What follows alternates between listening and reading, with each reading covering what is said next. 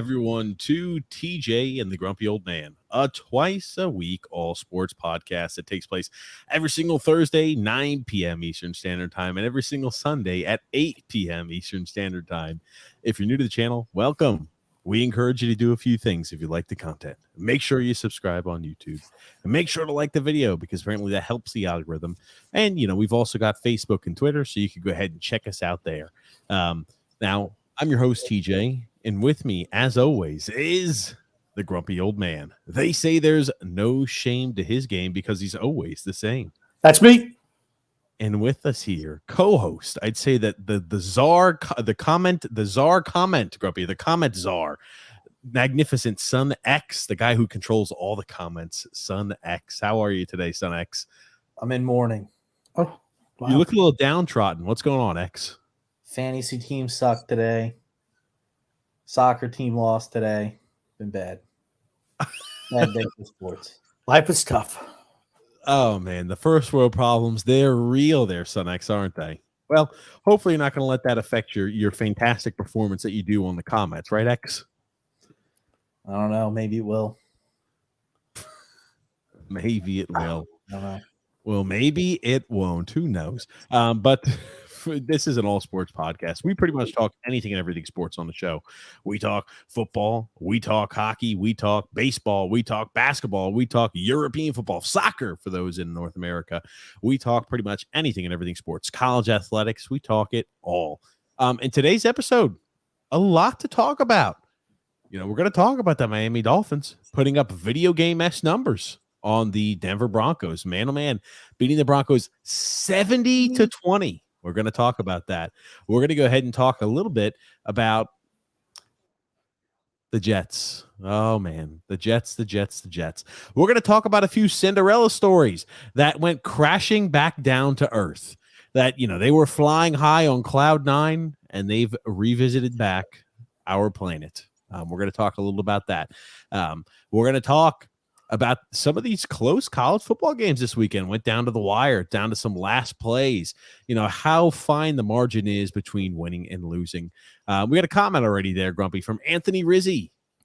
Can't watch the Jets anymore. The Islanders are going to suck this year. I need to lay on the couch and talk to someone before I jump off the ledge. That's what I feel after my team's performances today. Oh, well, now the bad thing is for Anthony, at least, is the upcoming season for the Islanders is going to be bad. That pain hasn't even started yet. That pain is just about to start ramping up. In about 3 weeks, that pain is about to be in the full swing of things. That's painful. Oh, man. Drew says, just let you know, be prepared for Alex. Oh, gosh. All the Dolphin fans are going to come migrating their way out of the woods. That's for certain. Oh, there he is. There's Alex. There's our resident Dolphin fan. I'm sure we've got plenty of them that will be showing their little bright faces today. We got some more comments, Eric. So let's get caught up there. Where are all my haters? I guess you could still say I'm classified as a hater right now still for Tua. You're absolutely a hater. The Dolphins decide to score 70 points on the rotting corpse that is the Denver Broncos franchise. It was funny. I wanted to talk we'll talk a little bit about the games, right? Some of the games that went around the league. And I want to give you a scenario of which team would you rather be? Because I think we were talking about it before the show. Man, oh man, there are a lot of shitty teams in the NFL. And I mean really bad teams. Very true. X first, let's get caught up with the comments and we're going to start diving in there. I want to make sure we're up to date. What other comments you got to start up there? Tony Cheese, Grumpy, I'll let you read that here. Tony Cheese wanted me to flash that one. So Son X is losing to a guy who forgot to save his changes to his lineup. Oh my God, that must be Tony Cheese. When you have one player who puts up 54 fucking points, yeah, it's pretty tough to beat that. Oh, good gracious. What other comments do we have? Gungun says Salah actually had the balls to say they're sticking with Zach Wilson after that abomination today. Is there no brain inside that beautifully bald and shiny head of his? It's funny. I don't know how we want to hit all these subjects. So much went on in the NFL today. Do we just want to touch it when a comment comes up, or how is that what we want to do? That's fine. That's fine. We could talk about that. It was catastrophic, I'd say, today for the Jets. Looking back on it, I think the only way they won the first game of the season against the Buffalo Bills was just purely off of the adrenaline of Aaron Rodgers destroying his Achilles. But I don't think the Jets are making the postseason this year. There's no way in hell Zach Wilson is going to be able to head and keep them afloat in the postseason. No way. Does Robert Saleh lose his job? Yes. See you later. Because they are terrible. They're going to be the worst team in their division. Yep. Yeah, here's the thing. They haven't beaten New England 15 straight times. New England has beat them now. Think about that. It's tough to beat a team 15 times in a row. Really tough. And Brady hasn't even been there for a lot of it. Also, that's the team that I feel bad for because their season really took a turn for the worst when Rodgers went out. And it's like all the wind came out of their sails.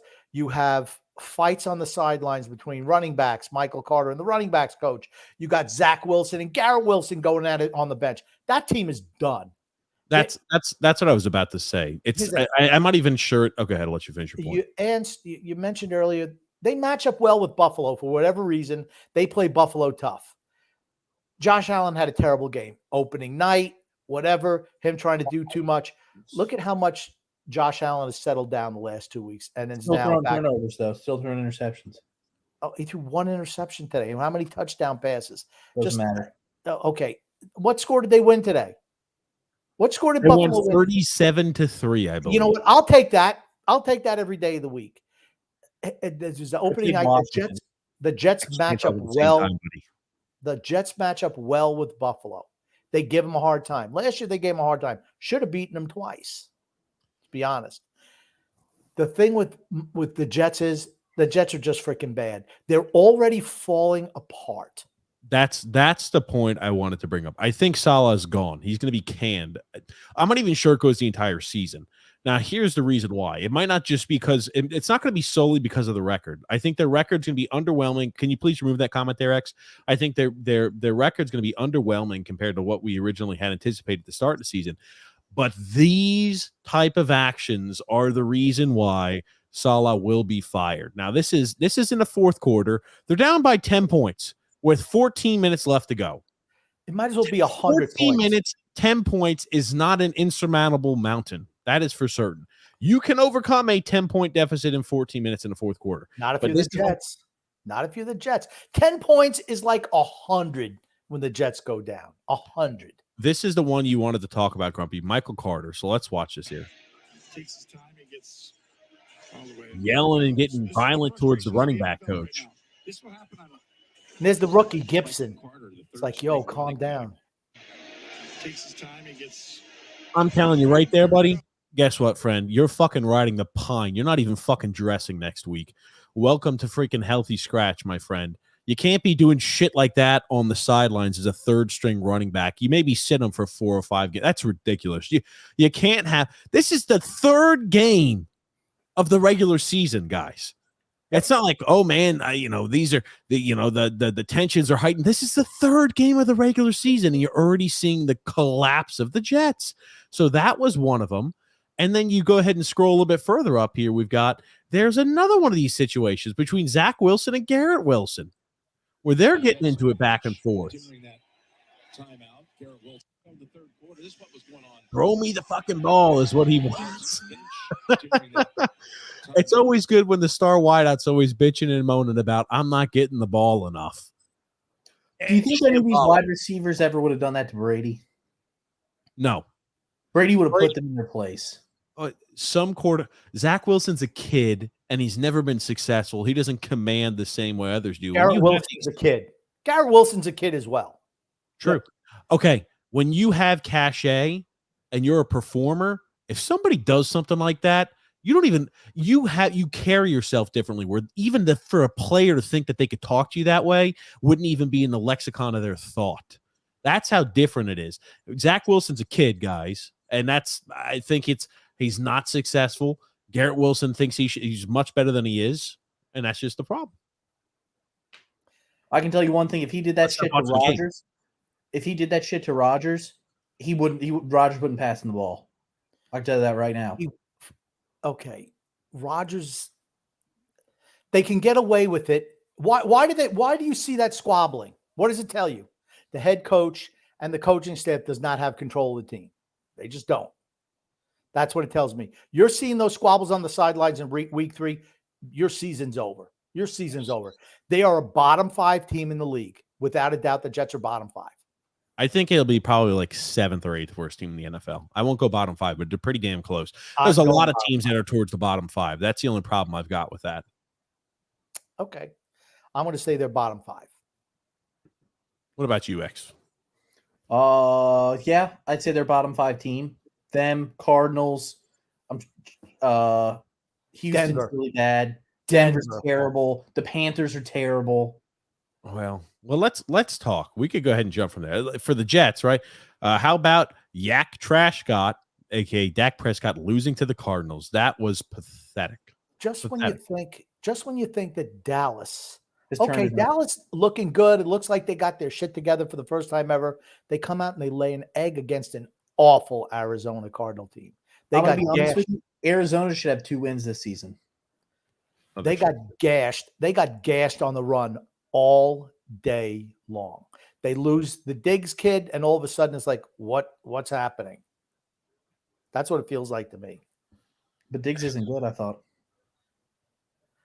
He's not great. But okay, you come in, you're a big favorite against Arizona. I know the game is in Arizona, but you're a big favorite, and you come out and just lay an egg. I'm sorry. That's unacceptable. You cannot get run on.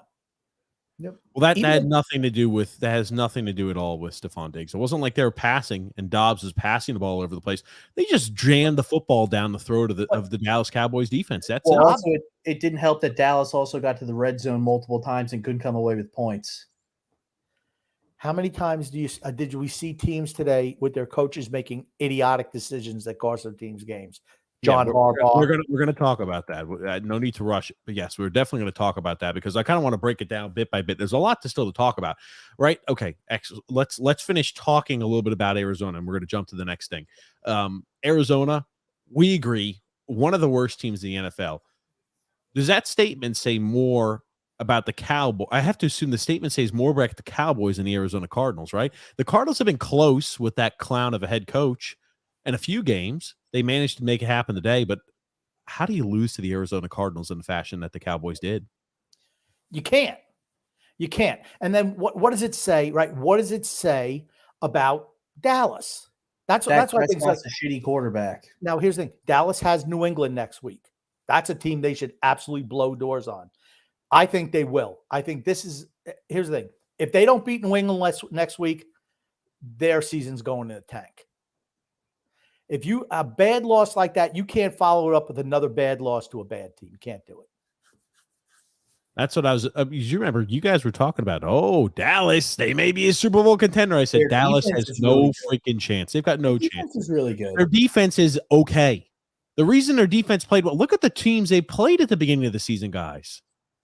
That's the reason their defense looks so damn great. Look at the teams they were playing. Jets and the Giants. That's right. The Giants beat Arizona. The Jets with Zach Wilson and the miserable Giants who went 6 quarters without a freaking point on the board. And then they put up 31 points so in the great. second half against Arizona. At the same time. But go ahead. What do you say next? I said then they put up, 31 points in the second half against Arizona? I'm talking about the Dallas Cowboys. Okay. We're talking about they played the Giants, who put up 31 points in the second half against Arizona. Just remember what the Giants did after those 6 quarters. Daboll took over the play calling. And then he managed to scrape together 12 points in the entire game against the 49ers. The Giants are a shitty offense. Awful. Absolutely awful. The Giants are a bottom 10 team in the NFL, too. They're fucking awful. Am I having to argue with you guys about how bad the Giants are? The Giants offense has a total of what? 43 points across 3 games? Okay. Yeah. They're bad. Okay, I'm going to let you know something. This is the reason I'm making the points I am. It's early yet in the season. All of these flash-in-the-pan results that you see through 1 or 2 weeks of production don't mean shit. True. The Cowboys were the greatest defense known to mankind just last week. Well, they just got freaking bullied by the Arizona Cardinals, a bottom 5 team in the NFL. Injury. It's early. And that's the one thing I like to say, and that's in all sports. Like X and I got into it last night where What if you beat a team? He was going off about college football. What if you beat a team? They don't have their quarterback now. I said they take a body of work at the end of the year. You can't just take a snapshot of one game or two games. It's over the course of the whole year. Yes. And X doesn't believe. He thinks they should go back and reevaluate every single win. Here was the point. Here was the point I was trying to make. Real quick. We cannot talk at the same time. So you got to let him finish his point, then you can jump in. But go ahead, X. Are you done, Grumpy, with your point? Go ahead. The point that I was trying to make was, let's say you play a team that's ranked number 2 in the country. They have one of the probably the best quarterback in the country. Teams lighten it up. You play against them. They have a full healthy roster. It's a really close game. You come out with a win barely at the end. Let's say that quarterback the next game goes out for the remainder of the season. The team loses a shit ton of games down the road. Should that win that you had against that really good team count for less? To me, it shouldn't. Because their quarterback was the reason why they were winning games. And for me, it does. It's your full body of work. You cannot pick a snapshot of a game because you don't know what somebody's going to do the rest of the season. You might think you know, but you don't know. All you can do is look at the whole body of work and then sum it up at the end of the year, and that's how you make the selections of what they get, how they get ranked. That's the only way you can do it. You can't say, well, they had this quarterback this week and they were a good team supposedly then, and then that quarterback goes down there shit the rest of the year. Well, you know what that means? They probably weren't a really good team anyway. You were the same guy who said that the Jets were going to win the Super Bowl when they had Aaron Rodgers. Now that Aaron Rodgers isn't there, you think that they're going to be the worst team in the league. I think they're one of the bottom 5 teams in the league. Yep. So wouldn't you argue that? And I say beating the Jets, and I say really good? And we both cannot talk at the same time. I don't hear, and they can't hear a single word you're saying, but go ahead. And I say beating the Jets is a nothing win. That's what I'm saying. Doesn't matter if Rodgers was there or not. Beating the Jets at the end of the day, the Jets are going to be a bottom 5 team in the league, and their wins count as nothing.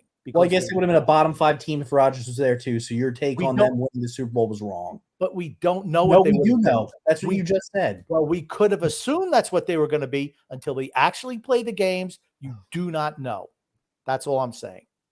Colorado was the greatest team in the world. All righty, please let's not jump ahead, Grumpy, because I want to finish up a few things. It's the same thing. Yes, I'm gonna tie that in with our next topic. I want to transition from the Cowboys, right? Great off the start. Let's talk about another team that's great off the start. The Miami Dolphins, right? The Miami Dolphins are absolutely killing it so far. They're 3-0 to start the season. They just scored 70 points against the Denver Broncos. People are flying high right now on the Miami Dolphins. You're hearing the Tua for MVP. Tua for MVP is a lot of this nonsense that we're hearing there. And, I want to get you guys to weigh in a little bit about what your thoughts were of that game, because I think what we're seeing from Tua ties almost exactly as to what we're seeing with the Colorado, or what we saw with the Colorado Buffaloes. But I want to talk a little bit about the performance. You don't think so, Grumpy? No, I do not. Miami has real offensive talent. Colorado Buffaloes suck. Okay. You had the Sanders kid who was throwing for 400 or 500 yards a game, who was in Heisman hopeful talks and Heisman watch. I could pull up where he's got the Heisman watch. That's my point. Who did they beat? Absolutely nobody. TCU, an unranked TCU, Nebraska, and Colorado State. Who have the Miami Dolphins beaten? The Chargers, who tried to find yet another way to lose today. They beat the Chargers. They went ahead and beat Broncos. They went ahead and beat the Broncos. They beat the Broncos today. And who did they just beat recently there, the second game of the season? Another miserable team. The Patriots. New England. They've beaten three really bad teams right now. Defensively, the Chargers and the Broncos are hideous on the defensive side of the ball. Teams that can play defense are going to give Miami a problem. I'm just telling you that. Teams that play defense are going to give Miami a problem, because if they can slow down their offense, New England's offense is miserable. They're almost as bad as the Jets, honestly, offensively. Here's the thing. I'm going to tell you the teams they won't beat. They're not going to beat Kansas City. They're not going to beat Cincinnati. They're not going to beat Buffalo. They're just not going to beat those teams because they play defense and can put up points. Yeah, and that's what I think the exact right. Colorado. I kind of want to tie this together. It's going to be jumbled up, but Miami today. What did you think of the game? It was a bad team for the Broncos. Do you think it says more about the Broncos or more about the Dolphins with the 70-point victory or 70 points? It says more the Broncos are a really, really shitty team. Is that it? Do you want to expound on that or no? I mean, you give up 70 points, you're awful. You have no defense. I think it's a combination of two. I think Miami's offense is really good. I think you look at what a Chain did today and what Mostert did. You got to remember, it's coming from that San Francisco, Shanahan offense. Really running back friendly, quick hitters. The quarterbacks don't have to be great to be successful in that. Jimmy Garoppolo, Brock Purdy, Tua Tagovailoa. What do? They get the ball to Tyreek Hill, 3-4 yards off the line of scrimmage and catch him on the run and let him do Tyreek Hill things. That's what makes that offense so special. You look at the struggles of Patrick Mahomes, right? Here's it, wide open. This looks like the Kansas City offense of yesteryear. That's what I wanted to go ahead and play this real quick and I'll let you continue your point. Right. But just video to speak to what you're talking about right here. Guys are wide open. That offense is really good at scheming guys open. And when you have guys like Tyreek Hill, Jalen Waddle out there and running, hitting the ball in stride, good luck. I mean, that play we just highlighted there on the screen, he just ran right by the safety. Not a screen. That's not a screen, but yeah. The safety he's got the angle on him. He just runs right by him. I mean, that's how good Tyreek Hill is. Another thing for running backs, when you have weapons like that at the wide receiver position, it just opens up your running game. And that's running scheme that they use, which the 49ers use, is just so running back friendly. You could plug anybody in, and they're good. And I think that the Dolphins' offense is good. The key for the Dolphins this year, can they keep Tua Tagovailoa healthy the whole year? How is it going to be when you play in bad weather? Buffalo, sure. I mean, they have Buffalo coming up this week in Buffalo, which I think is advantageous for Miami. But last year, Buffalo ran out of gas earlier playing in Miami. The Heat just wore them down at the end. Buffalo's a better team than Miami. But I think that's going to be a fun game to watch. The Dolphins are high flying right now, and Buffalo has righted the ship without a doubt. Well, I was going to say one thing too. This Miami team did this without Jalen Waddle also today because he was out. It doesn't matter. This is Denver. That's part two. Sean Payton's not going to last the season. Yeah, that's that. Again, we were talking about that beforehand. I don't think he makes it out of this. He'll be canned. Remember, he had the issues before the season started, at least regarding ex-players speaking out against Sean Payton being hired for that position, not fans of Sean Payton. Seems to be a polarizing figure. And when you're a polarizing figure and you're not winning games, you don't have a job. It's that simple. But here, you're right. You wonder, why do things look so great? Can they keep Tua healthy? When you have pockets like this, where you've got 4 or 5 seconds back there in a pocket and a clean pocket, and then we take this forward a little bit. Look at how many guys were open. Blown coverage. You're running zone is what they're doing here. And they managed to let Tyreek Hill slip behind the zone. The closest guy to him is, I want to say 15 yards when you're talking about the actual angle it's on. Probably like 10, 15 yards total away from Tyreek Hill. And he catches the ball on the fly. It's like, but here's the thing. He wasn't the only guy over there. 2 other guys wide freaking open. That's a breakdown. Look at it. You got the guy at the top of the screen open. You got the running back over here open. Everybody's freaking open. Everybody's open. I mean, one guy was covered. He was covered by 3 guys, and we let everybody else wide open. I mean, and the guy you leave wide open is the best wide receiver in the game. Well, close to it anyway. I think he's the best wide receiver in the game. I don't even think it's close for a second. And this safety takes a bad first step, and then he just gets walked by. I don't know how the hell he gets beat. I mean, exactly. He's fast, and they just ran right by him. Denver's a really bad team. They're a really bad team. They're a bottom 5 team in the league as well. They're going to sell off as many pieces as possible this year, I think is what it's going to be. So, you see that. Tyreek Hill, after the first half, had 6 receptions, 122 yards, and a touchdown. I mean, he's spectacular. You're starting to see there's some grumblings online. I want to get X's opinion on this too. And again, maybe they're just kind of trying to be hyperbolic, but you're seeing, I'm starting a petition to revoke Patrick Mahomes' 2018 MVP because he's playing alongside Tyreek Hill. You're seeing a lot of these people that look at analytics and analytics heavy saying, well, gotcha. how could Tua be considered in the MVP conversation? Because it's complicated. He's just throwing to great teams. He's got a great system behind him. Guys are wide open. And he's got a pristine pocket. I will say they've played two awful defenses. I think it's all going to work itself out. You're going to really see what the Dolphins are and what Tua is next week when they play against the Bills. I think last year, I said after however many weeks, 3 or 4 weeks, Miami looked great again. I said Miami's going to make the playoffs. Tua gets hurt. They go in the tank. Did they make the playoffs last year?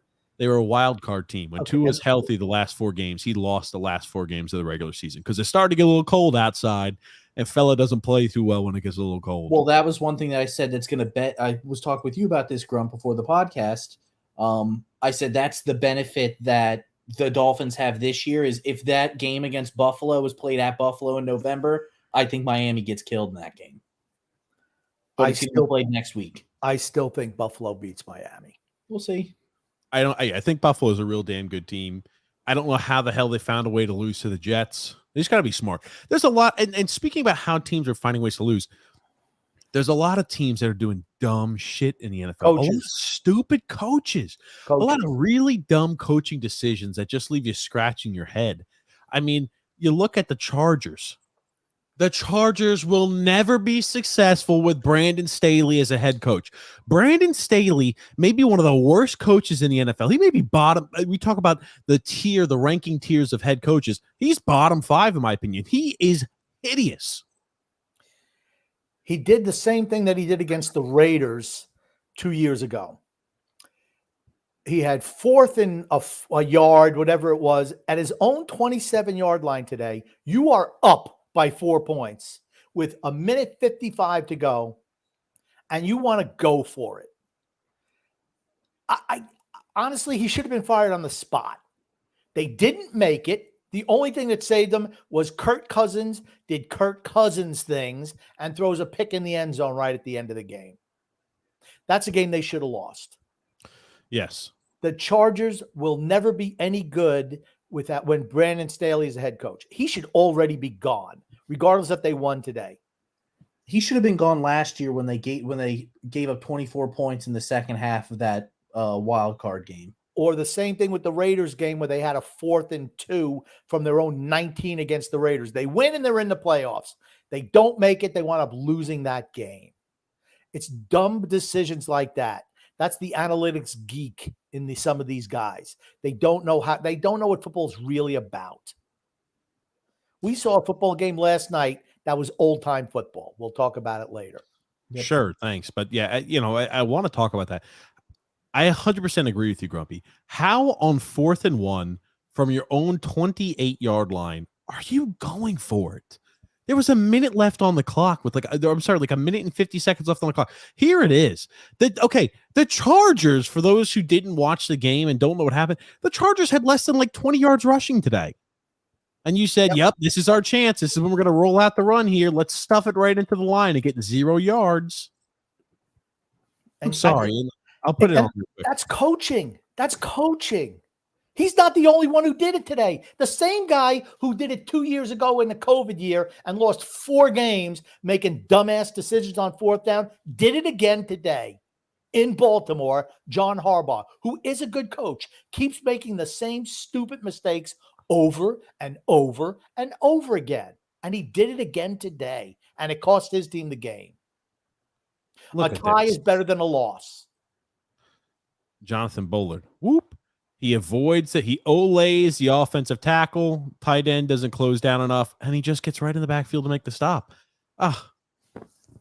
Joshua Kelly had 12 carries for 13 yards today. Yeah, I said they had 20. They had less than 30 yards rushing. They had like 20-something yards rushing today. Herbert signed the contract. Sorry, exactly 30 yards. They had exactly 30 yards rushing today. They had 30 yards rushing. And that's what the play is on 4th and 1 with the game on the line. Staley needs to go. I don't care that they won today. I told you Minnesota was going to be shitty this year because they won a boatload of games by just like 2 or 3 points last year. That you don't have that luck. They won every game last year by 2 or 3 points. Do you think Minnesota makes the playoffs? No way. I don't either. I didn't pick them to make the playoffs this year anyway. Yep. I was about to say, the Minnesota Vikings are 0-3 to start the year. They lost to Tampa. at home to Tampa. Tampa plays defense, but Tampa's not great offensively. They do have Baker Mayfield, which is a big plus. That's But, right. overall, yep. And then the second game they lost to the Eagles, and the Eagles just shredded them, ran the ball on them at will. I mean, if you have a fantasy team, you want to know who you go for? You go for wide receivers who are playing against Minnesota. Keenan Allen today in my money league, 45.5 points is going to cost me money. Who gives a shit? I do. Nobody cares about fantasy football. He had 18 catches, over 200 yards, and then to a touchdown pass for 50 yards. Okay, that's great. I did find a video of the Minnesota Vikings team bus as they were headed back home, Grumpy. Here it is. Look at this. Oh, shit. Straggling along, trying to make their way home. I tell you, pop tire to see at least. That tire's right off the rim. Yeah. The Minnesota Vikings, Kirk Cousins, yikes. The Vikings are bad. He throws an interception, which essentially ends the game for them. Think about it. You get the ball at the 28-yard line and you can't punch it in. You don't deserve to win. I mean, they moved the ball down to like the 5-yard line. Now you got a penalty. They didn't deserve to win. Two shitty teams who were dying to lose the game. Yep. And they do anything they can to find a way to lose. Because this is the clip right here. It's first and goal with 12 seconds. He tries to squeeze it in the tight coverage on TJ Hawkinson. And boop. I mean, you got intercepted. I mean, at some point, you know what? Okay, we didn't get the look we wanted. Throw it away. You got 9 seconds. You got at least another couple plays. I was about to say, eat the fucking play. And instead you do that. That's the decision. Fuck. This is the decision that like a freaking rookie quarter. Oh my God. That's the decision that a rookie quarterback makes. Yeah. I'm sorry. It's just like, you got to have better from Kirk Cousins, but it's like, yikes, the Vikings. He's totally bracketed on that play.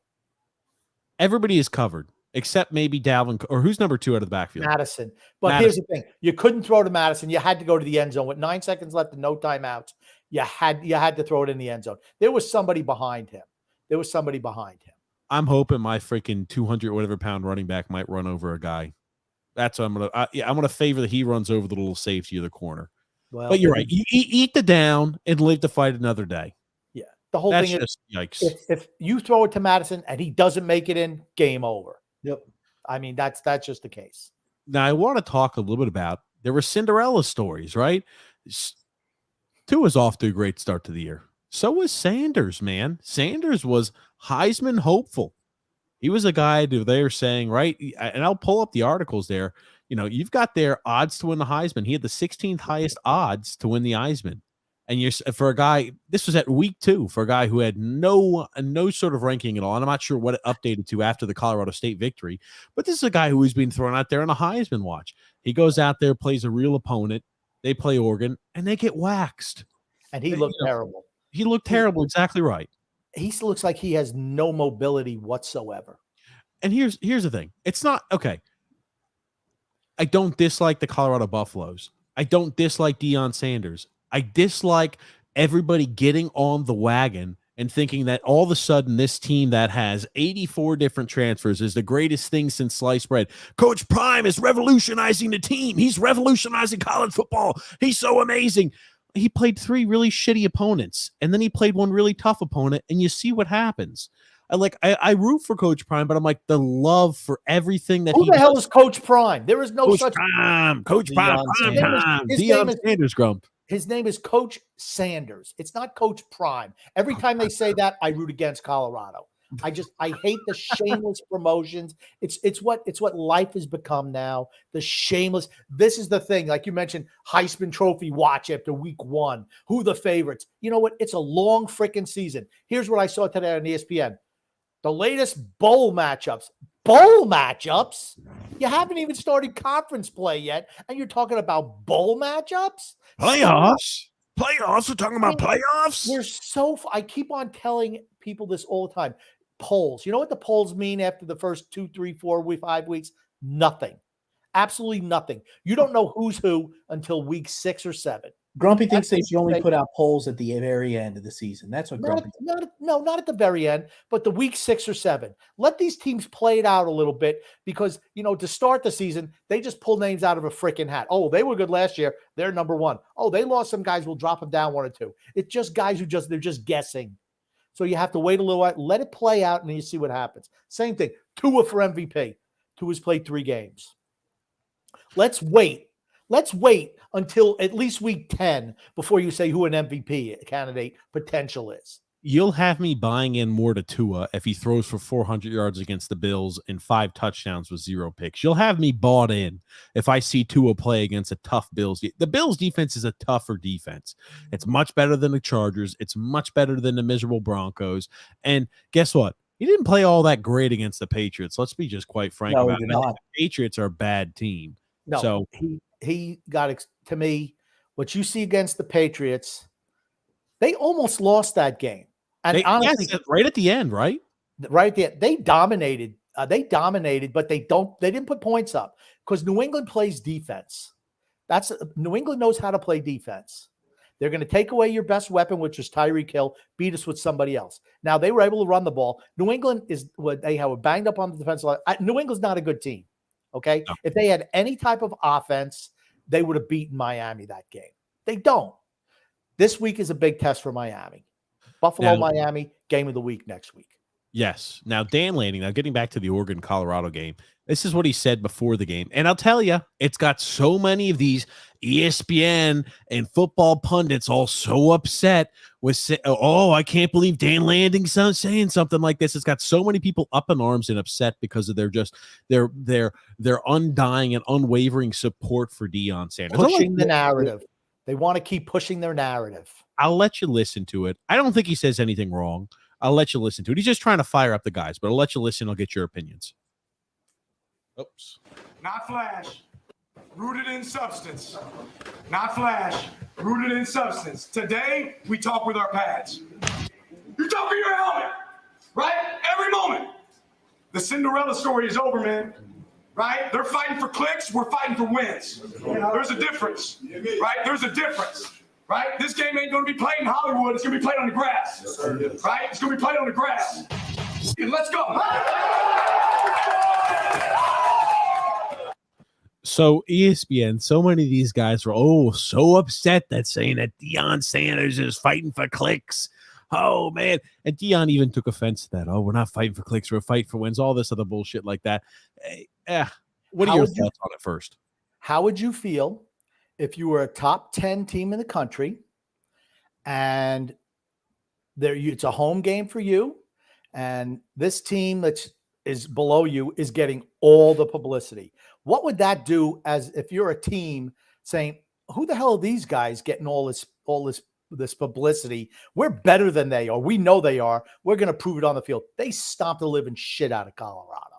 That game wasn't close. We told you Thursday it was not going to be close. That's exactly what happened. Guess what's going to happen this Saturday coming up, Saturday afternoon? They're going to get mutilated by USC. USC did not play well last night against Arizona State. They're going to come out and absolutely obliterate Colorado. I can guarantee you that. USC had their bye week last week, which is really early, and they came out. I thought they looked like shit.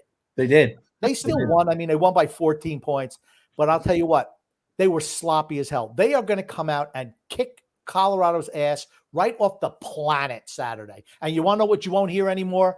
Colorado being the top 25. Coach Prime. I don't dislike him. I really don't. I just dislike the narrative. I dislike the media. That's the thing that it's like, it makes me hate their team because it's like the media just it's freaking sickening. And I'm like, we all know this is not true, but all I have to hear about is just gaslighting about, oh no, they're fantastic. They're the greatest team since sliced bread. Watch out. He's revolutionizing college football. I'm like, we're 3 fucking games in, and they beat a miserable Nebraska team. They beat TCU, who lost who knows how many starters from their team last year that went to the college football finals, and they beat Colorado State barely in overtime. And this is a team that we're supposed to be saying, ho, we're putting a feather in our cap. They're that great. Let's go, Colorado. Well, they were also talking about how, the hype is real, and it is because so many people stayed up late last Saturday to watch them till 1 o'clock in the morning beat Colorado State. What does that even mean? It was the only game that was on. And the game was close. I mean, it is because of the just the relentless pushing of their narrative. Whenever somebody's pushing narrative, I root against it. Always. I just do. Because I'm sick and tired of them, people trying to tell me what I should think. Don't ever do that. I know what I think. I don't need some talking head to tell me what I should think. I don't need some freaking 25-year-old moron who thinks they're smarter than I am telling me how I should think, how things should be. I know how things are. Hey, Grumpy, you know what? Wait till the back of your head hardens in before you have a cognitive thought. Hey, Grumpy, you know what? I think that you should think that Tua Tagovailoa is the MVP of this season. Let me tell you something. Tua's played well this year. Here's the thing. I'm different than TJ in that regard. I think he's played well. And I'm going to tell you what, I think Miami is a good team offensively. I don't know about defensively. They haven't played anybody who has any offense yet. But we're going to find out this week. I think hold on. They haven't played anybody who has any defense yet. You said offense. You meant defense, though, right, Crump? I haven't played anybody who has any offense either. The Chargers have offense. They got Brandon Staley on their team. Okay. He's the head coach. No worries. Go ahead, X. I didn't want to run you off, but I thought he meant to say defense.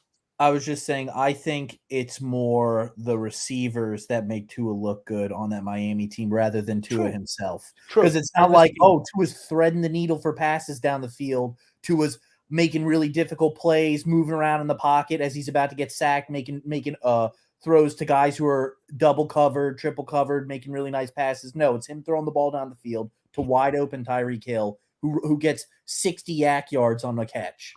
I'm sorry. I want to say this too. Talking about MVP, Tyreek Hill every day of the week deserves to be MVP over Tua. It's that simple. The guy has we are right now 3 games in the season. He's got 412 receiving yards and 4 touchdowns. That is your MVP. It's not Tua. You're 3 games into the season. There is no MVP. We're 3 games into the season. There is no MVP. If 3 games, into the season, there is no MVP. 3 games into the season, there is no MVP. Stop, millennials. Just stop. I'm saying 3 games into the season, there is no MVP. If things continue the way they do, the Dolphins continue to play well, you know what? It's not Tua who deserves the MVP. It's Tyreek Hill. If things continue to go well, Tyreek Hill is deserving of that MVP trophy, not Tua. That's it. 3 games into the season, there is no MVP. Our MVP 3 games into the season, baby. There is no. We're not even at the 20. We're not even the 20% mark. We're not. You even don't know. Hold on, Grumpy. Poll yet. Stop. Sparky Lyle had a saying. You know what? I went from Cy Young to Sayonara in half a season. They used to call the Sayonara Awards because at the halfway point, everything changes. It's a long season. Miami's played some really shitty teams, and they've cleaned up on them. You know what? That's what good teams do. They beat the teams they're supposed to beat, period. They've done what they're supposed to do. Good for Miami. We're going to find more out about them this week against Buffalo. Sure. That's what we're going to find out. Okay. X, did you have a comment you want to throw in there? Yeah, I got quite a few. Okay. Oh, hold on. Can we finish up this? I want to listen to Sanders. We'll wrap up the bow and the ribbon on Colorado, and let's get caught up with some comments. But this is what Sanders had to say about it in the post game. It's a good old-fashioned butt kicking. There's no excuses, nothing. Their coaches did a heck of a job preparing their team. Obviously, we didn't. That was good. I mean, that was a really good old-fashioned butt kicking. We went into the game wanting to dominate wanting to dominate several phases. We lost offensively, defensively, as well as special teams. That fake punt kind of got them really rolling, and they didn't stop. It was just they secured that first down. Well-coached team. Will Nix played his butt off. Defensively, they presented some things that I guess we just couldn't get around. We couldn't advance the ball, rushing or throwing the ball as well. Seemed like they had our number. See, when a coach says something like that, it's tough to root against a guy who's just like, it was a good old-fashioned ass whooping. They just beat us. They dominated us on offense. Was not making excuses. It's refreshing to see every once in a while a coach just owning up and saying, we just got our asses whooped. That's nice. I'm going to tell you what, he showed me that he's really not that great a coach. I don't think he's a great coach. I think he's a really good motivator. I've said that before. I think he's a good motivator and a fantastic recruiter. Those are the two things I think he excels at the most. He uses the Deion Sanders name. You know, all these kids watch, all they do is watch the highlights of Deion running down the sideline, you know, all that shit he used to do. I mean, none of those kids have ever seen him play. How do you used to run down the sidelines, Grumpy? He'd run down like this, got the ball in one hand, got the hand on the back of his head doing the high step and shit. Yeah. Here's the thing. None of these kids ever saw him play. I don't think he ever made a tackle his whole career. Of course, I'm being a little hyperbolic. But here's the thing. He was a great cover guy, but you run at him, you neutralized him because he wouldn't tackle. He was a great, great, great cover guy and a fantastic punt returner, electric athlete without a doubt.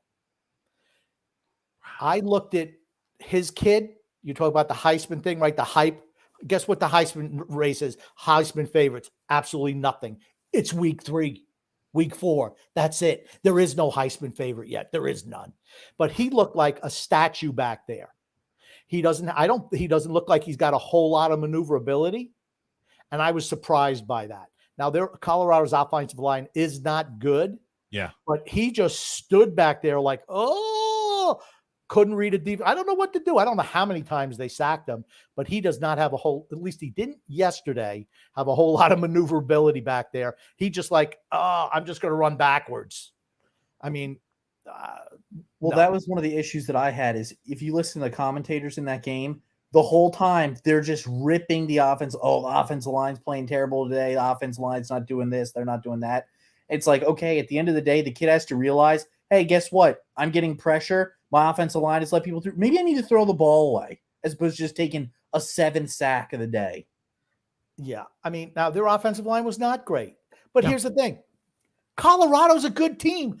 I'm sorry. Oregon's a good team. Colorado isn't. That's what happens when the hype machine gets behind a shitty team because Colorado is a shitty team. They won 1 game last year. What are they going to win this year? 5, maybe 6. Probably 6. Maybe. Will they qualify for a bowl? Yes. Maybe. But here's the thing. When they play a good team, you're going to see what you saw last night. Wait till they play Washington. You think it was bad against Oregon? You think it's going to be bad against USC? Wait till they play Washington. Washington's the real freaking deal. Washington State, Oregon State. Those are all L's on the Colorado side of the ledger. Losses. Every single one. They suck. That's why I hate the media jamming that narrative down your throat. Coach Prime. Look at him. Heisman Trophy. That's not coaching. That's not coaching player there. That's father and son moment. Shut the fuck up. I had to turn the sound off. But I did revel in them getting their asses handed to them. Guess what the Oregon coach did? He was like, you know what? I'm going for 2. I know we're up 13-0. I'm going to go for 2. This is early in the first quarter. 4th down. We're going for it on 4th down from our own 20-yard line. We didn't make it. 4th and 6. We're going to run a fake punt up 25 points. With a defensive tackle. With a defensive tackle. Think about that. They're sick and tired of them getting all the press in the pub when you've got a team that's a top 10 team, that's one of the really talented teams in the Pac-12, but all you hear about from the Pac-12 is Coach Prime and Sanders. Colorado. They said, don't worry, we'll get some publicity. We're going to run a fake punt with our defensive tackle. That ought to make the newsreels. I was like, I forgot that. I forgot about that. Yeah, okay. My God. And then, of course, the talking heads. Oh, I'd love to see that handshake at the end. Really? Because that guy from Georgia, who's their head coach, hey, coach, we kicked your ass right off the planet. How do you like that? You like apples? How do you like them apples, baby? Oh, God. Good Will Hunting. Very good quote. It was an absolute ass kicking yesterday. I forgot about that. Here's the fake punt right there on 4th and 4, 13-0. In the second quarter. Whoops. But you know what? That tells me that Colorado's poorly coached. Exactly, poorly coached. And guess Poorly what? coached. They knew this from the start. They said, "Look at the way they line up on this. If we go ahead and run it like this, they're not going to be matched up well. They always go ahead. This guy, anytime they roll motion to the right there, and the kickoff team does that, they go ahead and wash down, and it's going to leave a one-on-one situation." Look at the size of the blocking backs, I'll call them. They all look like they're 300 pounds. All of them. Are those your typical coverage guys? Guess what? Somebody on Colorado sideline should have said, okay, why do we have 300-pounders back there? Well, it's the shield. So the shield usually are bigger guys. Not this big, but they're usually like DNs. Look at Then the you other got some two. tackles. Look at the other guy on the outside. They're all huge. Yeah, I know. The shield is big. Yep, the They're shield freaking usually are bigger. linemen. I'll say one thing: that defensive tackle can move. Is that a D end or D tackle? It's a D tackle. He's a big He used to guy. play lacrosse. Yeah. They said, so he's an athlete. Yeah, okay. He played lacrosse when he was a teenager. No, he got a scholarship to play lacrosse, but he turned But it down. this guy was intense as shit. This guy, I'm like, he was pissed. now I'm not a believer in running the score up on teams. I'm just not. Because it will come back to you sooner will. rather than later. That's right. The karma is going to get you. This guy's a good coach, though. You looked at his eyes in that pregame speech. I was like, if I would have saw that game, that speech before the game, I'm like, okay, this game's over. He was like a maniac. He was like a maniac. Let's get caught up on some comments here, X. Let's go ahead and showcase some comments here. Time for everyone to admit that Tua is the real deal, says Alexander. What do you mean by real deal? I'm serious about that question. MVP, greatest football player to ever touch the field. Better than Dan Marino. If their defense is good enough, is he good enough where they could win a Super Bowl? I believe he is. Because the weapons this year? I don't know about this year. I'm just saying with this offense, he's just as good as Brock Purdy is. It's the system. It's the system. And I'll tell you what, in this system, he's fine as long as he can stay healthy. My thing is, do you think if they play San Francisco, how do you think he would do with pressure in his face? Not well. No, he doesn't do well with pressure in his because face. Who is it? Nick Bosa off the corner? Is it Nick he's not great with pressure. He throws those lollipops. He's not. But I mean, his offensive line. Run the ball. You can't run the ball on the 49ers front seven. You can't do that. So you're going to have to pass. They get pressure and start rattling the quarterback around. Okay, they're a flawed team like all the teams in the NFL, right? And no quarterback plays well with pressure in his face. I just think they haven't played a real defense yet. That's why I'm really interested to see how they play against the Bills. The Bills are a real defense. Simple. I did want to pop this up, and I had no idea things were this good for Herbert. Herbert, after 3 weeks, is 90 for 121. So he's almost at about a 60% completion percentage, 939 yards, and 7 touchdowns with 0 picks. That's MVP numbers, right? I would say. But here's the thing. He's got a coach who's a moron. So let's say one thing for Coach Poindexter. He's got them going in the right direction. Brandon Staley just sucks. Holy shit. Coach Poindexter, the lovely Paige, sent me a video. Did you see his pants he was wearing today? No. He was wearing some type of pants, and like they had like little elastic around the bottom, and he had them pulled halfway up his calf. I'm like, dude, what is those this? Are called joggers, Grumpy. I know he wasn't wearing the Belichick like half sleeve sweater. He was not. The hoodie. But the hoodie, but they still count. The pants. I'm like, what's with those freaking pants? Why are those pants pulled halfway up his calf and had the little stretchy marks on it, long stretchies? What's up with that? I'm trying to find this clip here of Mike McDaniel. He and I guess the lots of yak yards today, says Tony Cheese. Yes, there were. Now, the lovely Paige sent me a video, and she said she doesn't know who Mike McDaniel is. She says, is this guy a coach? They came out there and they said, what do you think about the team? What have you done to help him out? He's like, I haven't done anything. All of them are out there doing it. I'm just sitting back here and watching or something. Long story short, kind of like not taking credit for what the team did out there on the field, but in a very odd way to answer the question. And the lovely Paige was like, is this guy a coach? I said, yeah. Would you believe it? He's the head coach of a football team. And she was just flabbergasted. Like, this clown is a head coach of a football team. The system works well. And here's the thing. It's not even his system. Right. But this is all the Kyle Shanahan system. It's the Shanahan system. That's exactly right. Yep. But go ahead there, X. The Raiders or Steelers going to win this game. Steelers have a better defense, so I'll take the Steelers. Yep. How is Kenny Pickett looking? Small hands, trash. How do you know he's looked like trash so far, X? The game's 10-7. I mean, it's a defensive battle. Each team has not done shit on offense. I just look at it and I see 122 yards, 7 for 13 and a touchdown. That doesn't look bad to me. He's almost thrown an interception today. Okay. Helen Yeller says, yo, what's up, guys? 100 push-ups in to work out. Hey, Helen Yeller, we can do X could do 100 without probably stopping. Tony G says the Dolphins put up 70 on a guy who's trying to fix the worst coaching job ever in the NFL. I'm out on Sean Payton. Out. He's finished. Totally out. He should never coach again. Drew also adds Brandon Staley almost cost charge. Absolutely. John Harbaugh cost his team the game today, going for it 4th and 4 from midfield with 4 minutes to go in overtime. Just there. Now, here's the thing. The Baltimore defense was great, but if you got to get 15 yards in 4 minutes, you can probably do it. And guess what they did? And they hit the game-winning field goal. A tie is better than a loss. But Harbaugh did that in the COVID year. How many games did he lose at the end making dumb fourth down decisions to go for it and not pick it up? It's the same thing. Players win games, coaches lose them. Brandon Staley tried his best to lose his game for the Chargers, but he got outdone by Kirk Cousins. Gungu says, which old fart quarterback would make the most sense for the Jets to pursue? That is, if management ever pulls the heads out of their behinds.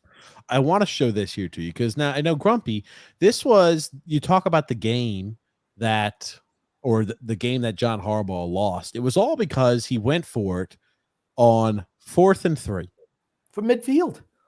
You're right. Just about at the 50-yard line. Punt the ball. Yeah, and the Baltimore Ravens are 2-0 at this point.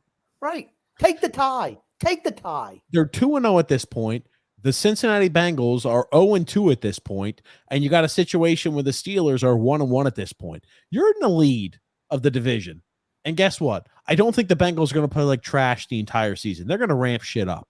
So you need to increase your lead to hopefully have home field advantage and not be in one of these wild card spots is what you should be looking at. Right. Can I just say one thing?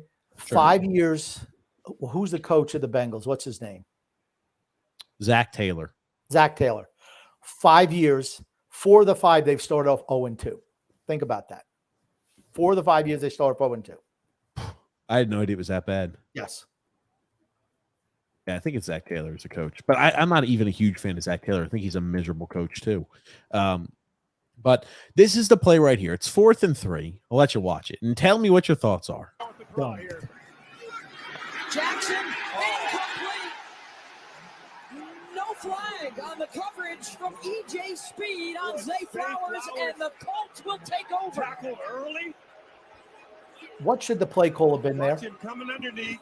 Oh, here it is. You shouldn't have went for it. That was the look. I was looking at the TV, John Harbaugh, when you went for it on 4th down. What the hell are you doing? And pulled. Absolutely off the draw here. That looks like a penalty to me. But here's the thing. They've been letting that go this year. You have a challenge flag where you could challenge for pass interference, right? And challenge penalties. Do not challenge pass interference. But here's the thing. Oh, they took that away. Yes. Here's the thing. They have been letting a lot of that handy stuff go on this year. I think so too. Across college as well. Right. What's the play that they should have called? Punt the football.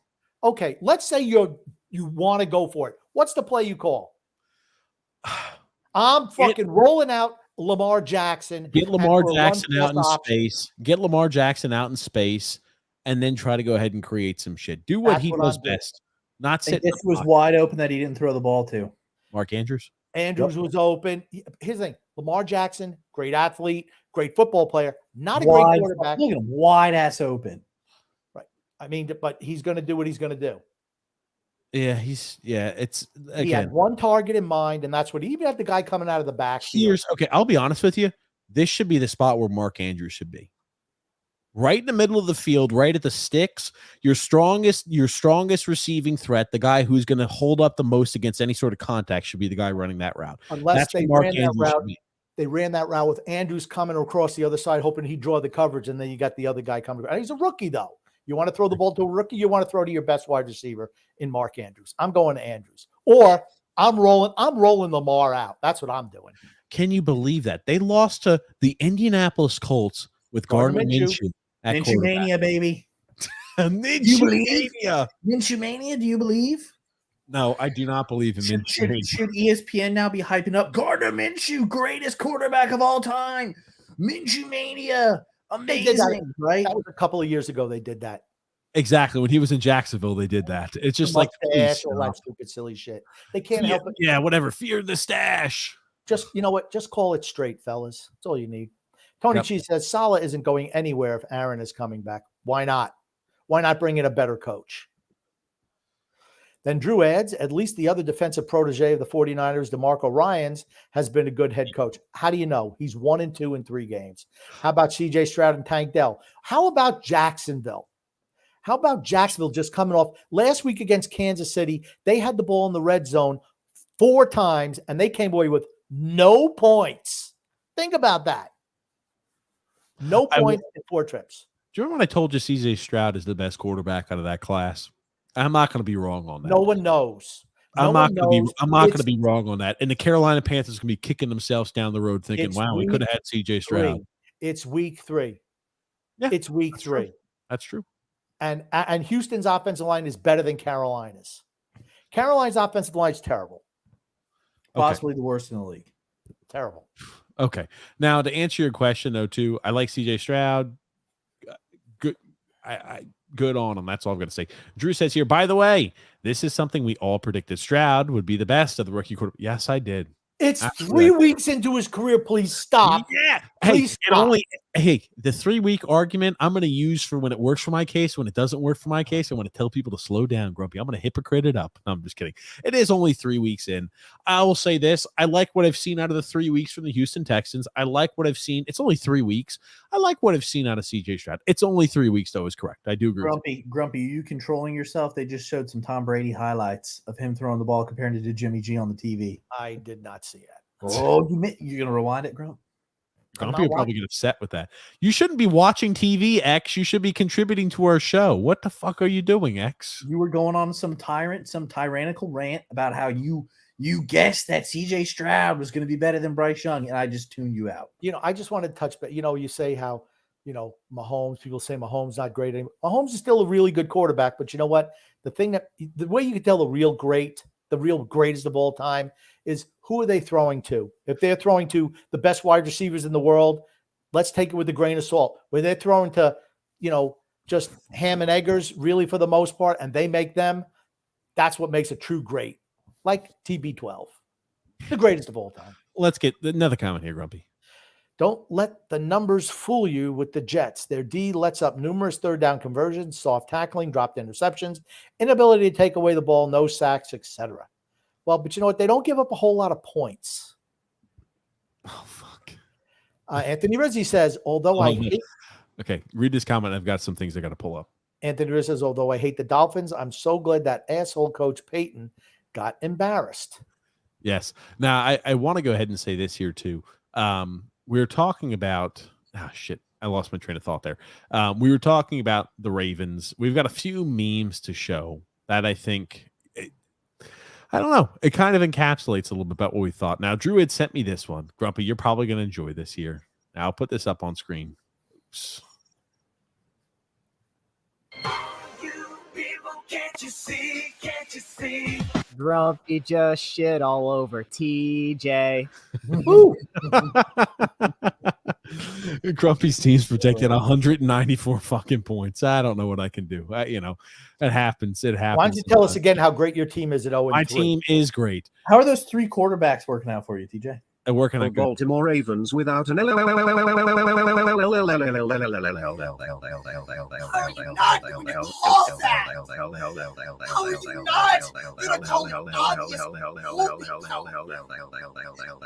how you liking this? Ravens, what happened? How did you lose the Colts in overtime? All right, what is that? You like this, Grumpy?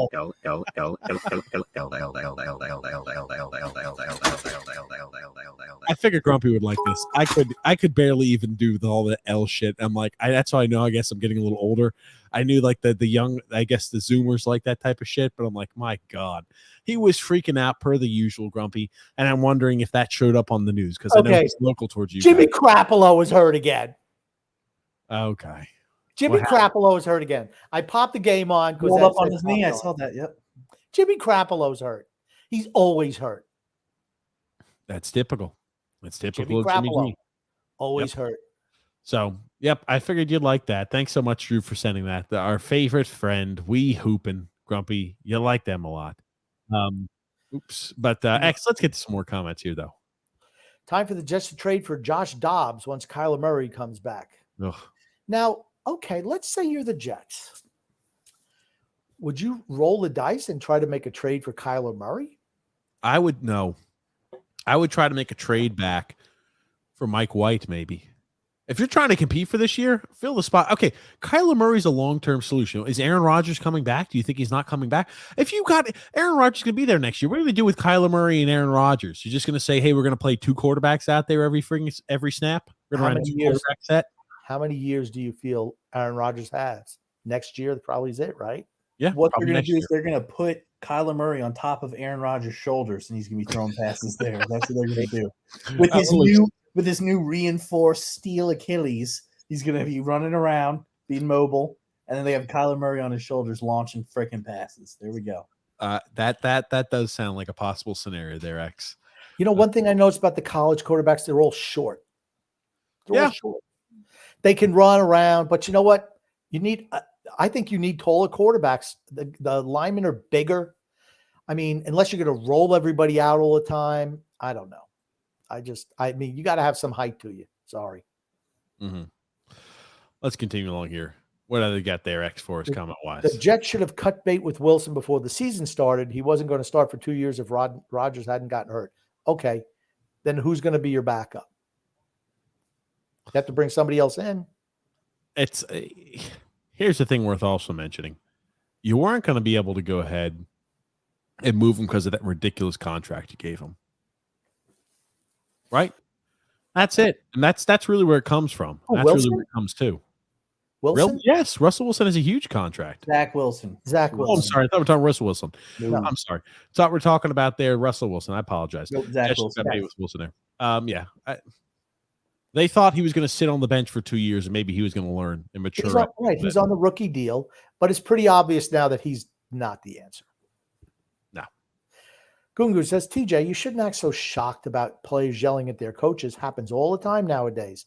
That said, I don't blame Garrett Wilson. His talents are being wasted. I understand his frustration. He's a freaking wide receiver. Shut your mouth and run your route. I have no respect for wide receivers or corners at all. You guys sit on the outside, you run a few routes, you catch a few balls. Look at me. I'm so fantastic. You never know what a hard day's work is. You know what a hard day's work is? It's lining up on the line and snapping it out there 50 some odd plus times. Being a hog, Grumpy. You want to know what a real football player is, Grumpy? I'll show you what a real football player is. I saw this clip this weekend, and this is the epitome of what being a true footballer is, Grumpy. I want you to watch this right tackle we've got coming up over here, Grumpy, from Houston. He's over here in the second quarter. He's over here in the second quarter. He's over here on the second quarter. He's been busting his ass. Look at this, Grumpy. Look at this right tackle. Oh, a little bit too much Gatorade. He is throwing up. Look at this. He's throwing up. You know baby. Look at that stance. Let's give the kid some credit. Oh, he went out there and he did the best he could. Good ass rep. Situation. You're sick, puking like that. You didn't see him crawling off the field on his belly. Yeah, I mean, the guy didn't pressure him as much as maybe he could have, but at least he got in the way. Good for him. Oh, God. I mean, now, TJ, let me ask you a question. If you were going up against somebody and they just puked all over themselves, would you be, I might let this guy slide through on this play? I don't even know. Or are you going to roll around in the vomit? It's a slide side protection. He's just vomiting and throwing up water at this point. That's all it is, or Gatorade. I don't know how by the second quarter. Okay, you're 8 minutes. Okay, you're not even like 4 or 5 minutes into the second quarter, and you're vomiting profusely. Okay, we don't need to see it again. Honestly, Play I'm it just again. saying. Play it Okay. again. Maybe it was really hot. Okay, and he was dehydrated. He tried to refill up. He plays in Houston. That's the home team. He should be used to that weather. Maybe he's not used to it. Who knows? You've been practicing all at camp with that weather. I will say this: the wide receivers in the corners always should just keep their fucking mouth shut. They never earn a freaking living. The quarterback can talk just because he's the quarterback, but it's the line and the interior 7, the tight ends. Those are your freaking breadwinners. Without them, there would be no game of football. You'd just be playing 2-hand touch, and you'd be playing 7-on-7s. The games are won in the trenches. Let's be honest. Absolutely. Let's continue. Oh, by the way, I figured I'd mention this to you. It's a good time. Greg Prado, we've had him on the Islanders Never Say Die podcast a few times. He has sent me an updated version of the Jets book, Grumpy, of 100 Ways of Fail. I gotta pull that up. I gotta make sure I'm reading the name of the title of the book correctly. It's the top 100 debacles of the New York Jets. And I was talking to Greg. I said, Greg, I'm like, I'm sure, you could probably just expand that to maybe the top 200. Volume 1, Volume 2. I mean, the whole thing is that's like that's like what they call a living document. You put the original and you're just always making additions to updates. Yeah, always. And you can update it almost weekly. Here you go. Joseph C. Grumpy. Not mad at Garrett Wilson. He's frustrated because Zach is awful. Guess what? Their offensive line is awful. They're a bad team. What's up, Frank? How are you, man? Hello. What else we got there, X? Tony G says, I think this is on Joe Douglas for not preparing for worst case scenario. Okay. You cannot prepare for your big offseason acquisition getting hurt. You can't pay 2 quarterbacks multi-millions of dollars. You just can't do it. You're putting your eggs in one quarterback basket. If you have 2 quarterbacks, that means you don't have one. I will say this here too. Anytime a starting quarterback goes out, you're not winning the game. You're not going to make the postseason. You're not going to win a Super Bowl. If your starting quarterback goes out, the likelihood of you being successful is limited. That's about the easiest way I could put that.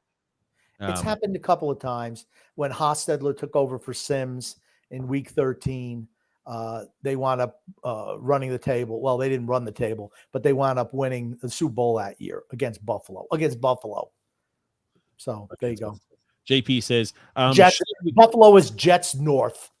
JP says, says, should the New York Jets get Wentz? Do they really have a choice? Okay, you're going to have to expect someone to come in, learn the system. In how long can you learn the system? The only thing you can look for is somebody who's maybe is familiar with that system previously and try to bring them in. Is there anybody who has those type of Mike White? Okay, Mike White's gone. Why would Miami trade Mike White? He's Tua insurance to a divisional rival as well. That's not happening. Tell him you'll give him Zach Wilson 1-for-1. Frank says here, Dallas always loses to the Cardinals. Next comment here, X. Drew says here, I'll say this: the Cardinals are not the worst team in the NFL. That belongs to the Chicago Bears. This is what I was going to ask and pose the question of at the beginning. We talk about how bad of a situation the Broncos are in. The Broncos traded away how many future first-round picks to bring in Russell Wilson to go ahead and win them a Super Bowl. Right there, a quarterback away. They're going to win a Super Bowl again, just like they did with Peyton Manning. Who's in a worse situation? The Broncos with all the picks they've traded away, or the Chicago Bears, who seem to have proverbially hitched their wagon to Justin Fields, who's miserable? X. I think the Bears are in a worse situation than the Panthers are. No, not the Panthers, the Broncos. Oh, you said the Broncos? My bad. I thought you were talking about Bryce Young. Is you watching the fucking game over here, X? Take your head away from the fucking ball, X. You know what this is? This is just like when the teacher was doing popcorn reading, and they go popcorn X, and he's reading from the wrong freaking paragraph. I think the Bears are in a worse situation than the Broncos. How many years does Russell Wilson have left on his contract? Quite a few. Too many. 3. Okay, my thing is, didn't they just sign Justin Fields to a huge deal? No, he's still under his rookie deal. He's still under his rookie contract. Oh, well then never mind. Broncos are in a worse situation because they can cut weight with Justin Fields and then try and get a QB in the draft, whereas the Broncos are strapped to Russell Wilson for the next 3 years. Okay, I'm gonna view it this way.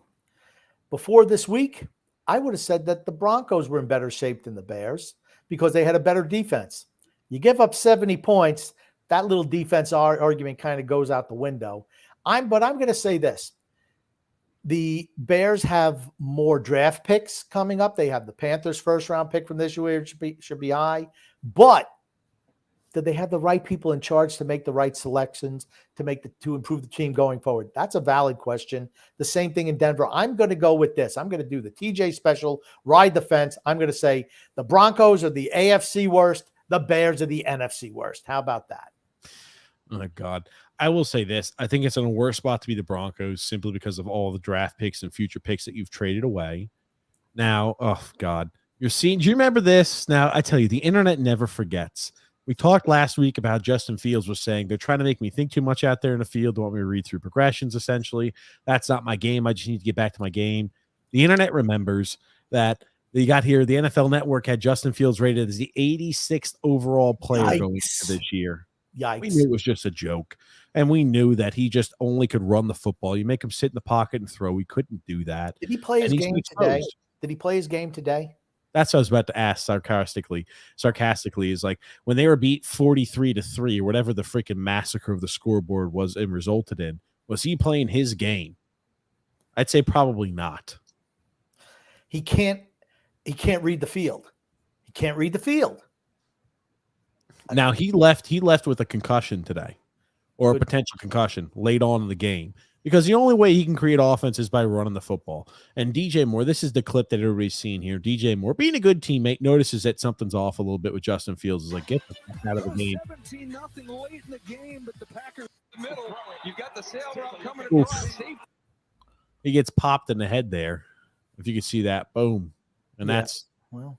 A little soft for a player. No, I mean, it just depends on how your head gets hit. It's that simple. But I mean, Justin Fields is not the freaking answer. And you try to run the ball all the time. It's going to lead to potential to get injured just like that. That's why the same thing. If you can keep a guy in the pocket, you keep his health, you keep him healthy or longer time frame. Now, it kind of leads me to the next thing. Grumpy, now you were talking about the Derek Carr hit today, were you not? And you said that you thought that was outside of the confines of the rules, but no flag was called on that there because he left today with a shoulder injury. Yeah. Do you have that? I'm going to pull that up in a second, but tell us about it. Yeah, to me, that guy drove him into the ground. He absolutely drove him into the ground. And he has a shoulder issue, which he's going to miss some time. You know what that means for New Orleans? You're going to lose a lot of games. Yep, because Jameis Winston's not as much as I like Jameis Winston, he's not the answer. Crab legs. Jameis Winston came into the third quarter. They had a 17-0 lead. They lost 18-17. Yeah. Oh my God. Yeah. They had a 17-0 lead. I'm trying to find the actual hit, but because I see him lying on the ground. But let me see. I want to try to find the actual hit. Yeah, he drove him into the ground pretty good, and it's like, man, I remember watching. I'm like, that's a penalty in today's NFL. That's a penalty, and they didn't call anything. I think the officiating has been horrid. Yep. And I couldn't tell you as to why they're so shitty. I really don't know. They've been awful across the board. This is the hit we're talking about here in question. Yeah, I mean, just play at full speed if you could. Derek Carr replay. He was wham! He tackled up high, and again. I mean, he slammed him. He drove him into the ground.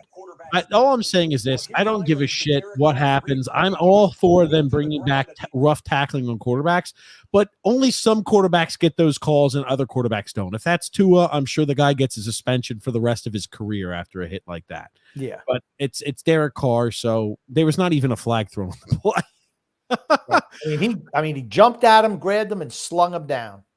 Yeah. Again, I'm fine for this, but it just has to be equally across the board. If Patrick Mahomes is hit like that, the guy is getting a suspension.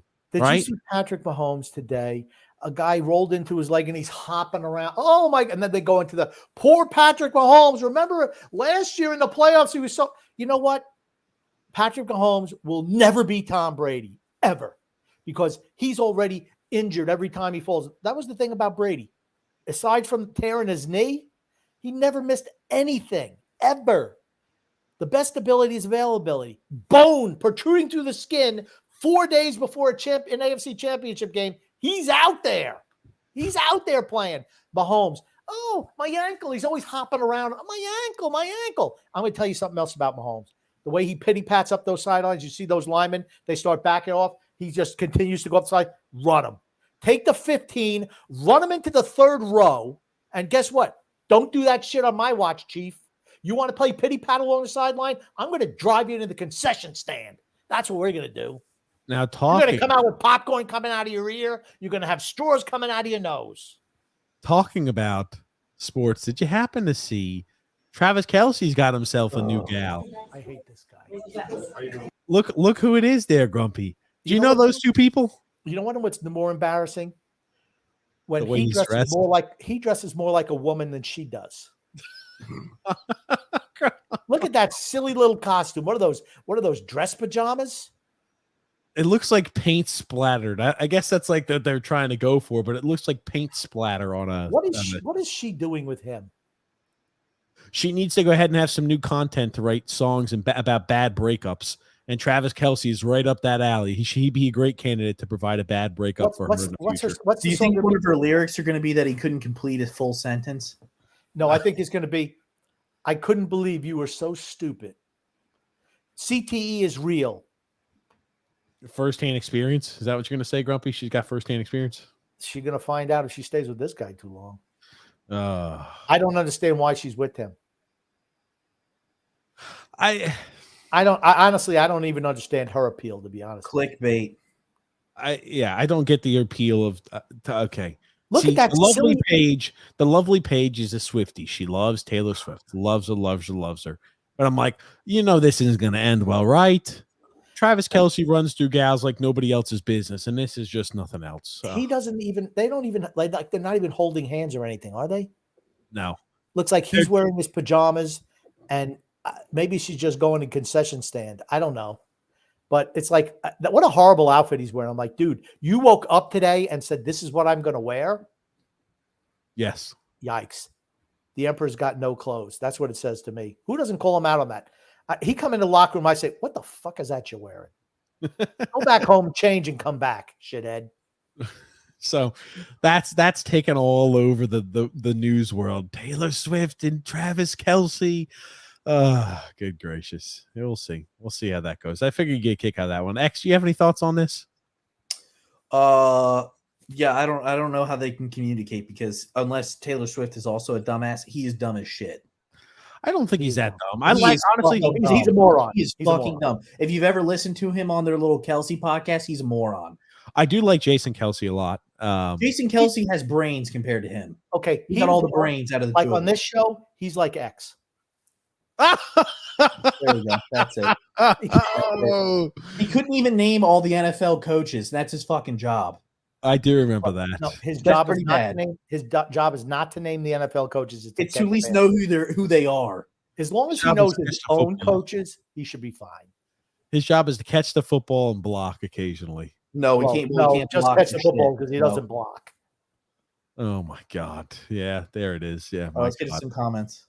Let's get some comments. Good and Grumpy. You got the comments here, my friend. I'm just happy that the greedy NFL is going to take it in the tookus by giving the Jets all these primetime games with no Rodgers to flaunt. They'll just swap them out. That's why they have that little swap out feature. You know what? Something else that's bothered me. What's that? Multiple Monday night games. Yep. You got. Here's the thing. I did not get the NFL package this year. I just refused because it's $100 more expensive than I paid previously with DirecTV. I'm like, screw you, YouTube. I'm not doing it. But then you look at, well, gosh, we have Thursday night games. We have Sunday night games. We have 2 Monday night games. Then we have the bye weeks. So how many actual games are you getting? You know what it made Grumpy feel like? It kind of made Grumpy. Grumpy kind of looks like this when he's having his reaction to that. Grumpy. Here it is. He sees that he's like, is what up $100? Fuck you! And he spits his teeth out. I have all my original teeth, though. That's the difference. Jesus Christ. Oh man. Look, I think he was yelling, "Get the fuck off the field!" And as he was going, "Fuck" for the fuck, The teeth popped out. And it stopped them because you're like, oh, I got to put these bad boys back. It's like, let me pop them bitches back in. Oh, God. But go ahead. Continue there with comments. It's an offensive league, and all the Jets do is keep picking defensive coordinators as head coaches aside from the immortal dipshit Adam Gase. True. What are the comments we got there, X? I agree with Son X. I'm not so sure the Jets would be much better if old man Rodgers was still their quarterback. Their O-line stinks like Mekhi Becton's jockstrap. We also have, and I sent TJ because I got the clip of Mekhi Becton blocking the McDonald's. Never looked better. Well, he won't show it, though. He'll pretend like he doesn't have it. That's right. I don't have it. He'll lying bastard. Anthony Rizzi says, question. I think the Jets will be 4-13. That sounds right. Oh, they no. will have a top five pick. Hold on, stop real quick. You're never as bad as you think, and you're never as good as you think. The Jets are not as bad as you come off with feeling today. The Jets are going to have probably like 5 or 6 wins at least. I think 5 or 6 wins is probably where they sit, not 4-13. They're going to have a top 5 pick, even though Rodgers is coming back next year. Would you pick a quarterback in the draft? Quarterback class this year is incredible. Passing on, okay, the quarterback class is not great this year. I've watched these quarterbacks. Caleb Williams is not the answer. Sorry. And I like Caleb Williams. I like Lincoln Riley. I think he's a great quarterback whisperer. Caleb Williams is not a great quarterback. The only guy maybe is the kid from North Carolina. Maybe. You like Drake May? Maybe, I said. Please stop. Quinn Ears is available if he wants to come out. Let me finish. I haven't seen the kid from Texas. Quinn Ears is pretty good. Okay, we'll find out. I haven't seen him yet. That was my Did you not watch the Alabama-Texas game? I did not watch the Alabama-Texas game. What were you doing? I was with TJ. We went to another football game, so I missed that one. We actually on the way home. We did not miss that one. We were there. X was hold on. Grumpy X was there with us. We watched that game. We did not miss that. He's almost invisible. We did not miss that game. I'll let you know that we did not miss that game. I don't remember that game. Old timers. Old timers. There it is. You're Grumpy. X just had Grumpy flabbergasted with bringing up to Trayvon Diggs. And don't worry, I just had him flabbergasted bringing up a game that he actually watched that he said he didn't watch. I did not watch that game. You absolutely watched that game. I didn't watch it. Now, something that I wanted to show you here. We talk about potential catch of the year. Just to show you. I saw this. Yeah. Hell of a catch here. I'll let you watch it, guys. He's 4 for 4. Going to the air again. That pass is high. Oh, what a one-handed grab by Pearsall. And then he took a pop at the 30-yard line. That's what made it so special. There's a flag. That he hung onto the ball even after getting hit like that. He had this. Those don't even look like the super. I guess they are the super gloves. They are. But still, just tremendous catch, and then taking a lick and holding on to it. That's just behind him. What the hell are you doing? Put it in slow motion, Grumpy. That ball behind him. The super gloves. Oh, and holding on to it. That's what makes it special. And he got popped right up. Nice catch. Did you happen to see what UNC Charlotte's coach came in wearing during the game? No. Was it Travis Kelce's attire? It was actually more manly than Travis Kelce's attire. TJ, if you can find it, you should pull it up. Let me show that. I'll put this up first. I'll let you listen to it. We talk about what it is when you bring guys like Pat McAfee on the show. He says some uncouth things right off the bat. Now, I'm not sure. We talked about the game day. College football game day was in South Bend. We got Notre Dame playing Ohio State. Now, I'll let you listen to this. Grumpy loves Patrick. He loves Pat McAfee. That's He's a freaking hammerhead. Let you listen to this here. Travis Kelce 2.0. He's an idiot. I hope he got stung by a bee. You gotta listen. Hey, is he laying on his back or his stomach? I think he's laying on his stomach. He's going hands on. Oh, Pat, watch those hands. Oh. Yeah, be careful. You never know where Catholic hands go. Whoa. Holy shit. I'm just saying, at Notre Dame. At Notre Dame. Out here. I don't know who. Maybe that wasn't Pat McAfee saying that. I don't know who the hell said that, but that's. I'll tell you what. They said it was if he'd said that about some other group, he would have been fired first thing. I was about to say. I saw that. I was like, oof, a little uncouth to say the least. Yeah, be careful. You never know where Catholic hands go. Whoa. What? No, I'm just saying, at Notre Dame. At Notre Dame. Out here. No, I'm just saying, at Notre Dame. There's no way this happened. I don't even know how to. Honestly, if he had said that against some privileged group, he would have been fired. That guy would have been fired on the spot. No apology, gone. But, you can do that against certain groups, but not others. So we wanted to go ahead and pull up here UNC Charlotte's head coach. Describe what he looked like there, X, as I pull it up. He tries to pull off the Belichick. He wears a cut-off shirt that he just took scissors to. It's very obvious. And everybody compared him to a 7th grade gym teacher. Okay. You wearing tube socks? You just got to pull it up. Do you know his name? Biff No. Poggy. Who the fuck That sounds like it. Pog something. Do you have the picture? I don't have a picture because, believe it or not, Well, then just move on. it's not very popular to pull up this. Next comment. We've already spent. Yeah, keep reading up comments there, X. Hold on. Okay. What the fuck, X? I found a picture. Joseph C. says the Jets weren't a player or two away, even with Rodgers. The O-line needs help. They need a pass rusher, and they need a wide receiver with Corey Davis. Corey Davis sucks. Forget Corey Davis. Corey Davis blows. When you've got a quarterback that can distribute the ball quicker, even when you don't have all the time in the world, you're still going to be able to go ahead and make those situations. It makes it, if you blitz him and he gets the ball out of his hand quick, you're freaking lighting him up for a 50 or 70-yard gain. And like, oh, shit, we can't do that anymore. This guy looks like Rex Ryan light. That's him, yeah. You know what he also looks like? He looks like that freaking hillbilly coach from The Water Boy. You remember when Bobby Boucher come back and win the Bulldog? This is what he looks like. That shitty ass guy who cannot speak from the. That's what he kind of looks like. No grump. No. I already told you he looked like Rex Ryan light. Fuck. When I give you an analogy, that's what it is. Not whatever you dream up. Okay. And they never should have traded Elijah Moore. Okay, Elijah Moore didn't want to be there anymore. Period. Yep. JP said, I have to side with Alex here. Tua's been better than what has been advertised here. Okay. The thing with Tua's the same guy he was when he couldn't hit guys who were wide open. He doesn't throw you don't see him throwing rocket. He doesn't have a rocket arm. He throws a lot of floaters. He does. And in bad weather, he really struggles with that. When down in Miami, where these guys are running free all over the field, he's good. Do you remember last week where people were talking about how great Sam Howell and the Washington Commanders were? Oh, man, hasn't lost a game. He's throwing for 300-plus yards a game. This guy's the real deal. They've got a steal in Sam Howell. It's crazy how 1 week and a game where you play a good defense in the Buffalo Bills completely changes that opinion.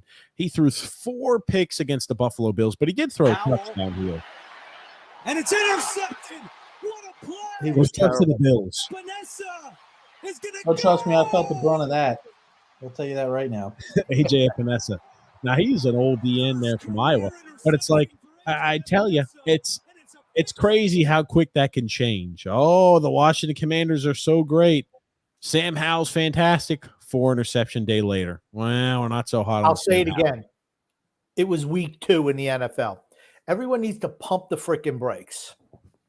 No one knows who's going to be good for a while yet. Because Cincinnati's 0-2. Does that mean Cincinnati's done? Nope, it doesn't. Because they have a track record of doing that. Yep. I can tell you which teams are going to be bad, though. The Jets, Chicago Bears, Denver Broncos. I've seen enough of them already this year. No, Carolina Panthers. Carolina. Cobb sucks.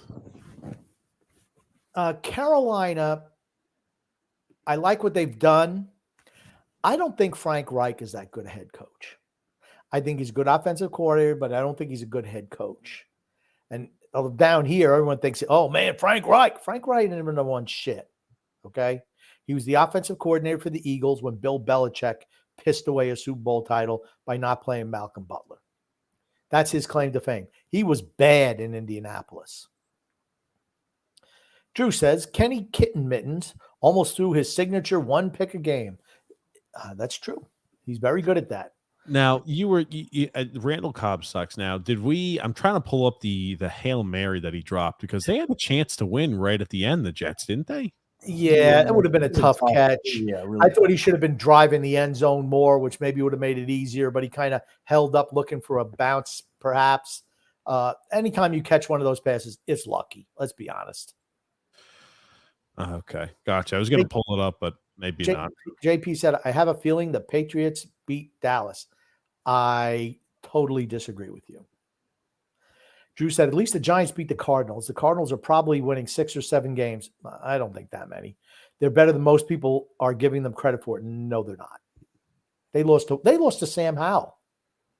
Anthony Rizzi says, he of the 4 interceptions today. I agree. The Jets are letting some of the young guys talk and rant too much. Wilson, although a great talent, hasn't done anything yet. Who the hell is Carter, who's lucky to be on the team, yelling at coach? Carter's a good third down back.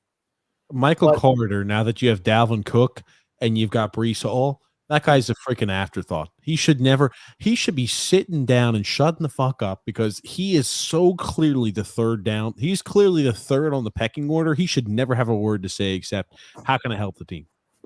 That's Why it. not going for special teams? That's what he's thinking.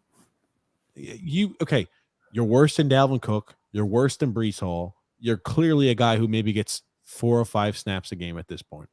That's it. So this is the Hail Mary right at the end. 1 second left. Run out this way or that way, wherever he rolls. And don't let him go and roll out and go get it. There they go. Getting it set up. Throws it. It's going to reach the end zone. It's going to reach the end zone. It's better to win. Oh, there was a chance to make the play. One thing, Zach Wilson's got a good arm. That's 65 yards in the air. That ball's 65 yards in the air. Yeah. Here's the one I thought he should have drove in faster. He kind of hesitated. Oh, yeah, it's so tough. I mean, I'm sorry. You're not going to catch me blaming a guy like Randall Cobb on that. And that's what I said. So fucking tough. Yeah, it's a really tough catch to make. Yeah. That's so tough. If he makes it, you're like, holy shit. Let me just tell you this. If this was the other way around, New England would have caught that ball and beat the Jets because the Jets do Jets things. Okay, there it is. Continue along with the comments there, X.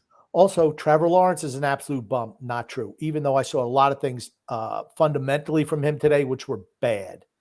I don't know if he was just flustered back there. He was throwing off his back foot, forcing the ball into coverage. It was not a good game for him or Jacksonville.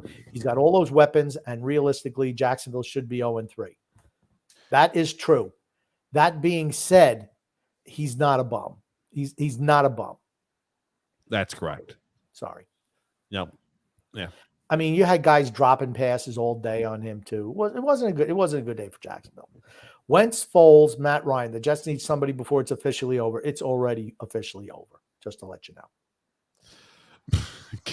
Says, let's get down to the real nitty gritty. Which New York quarterback is as stinky? Danny Jones or Willie Wilson? They both suck. It's just level. It's just level of suck. Joseph C says, I wanted Gardner Minshew before the season started.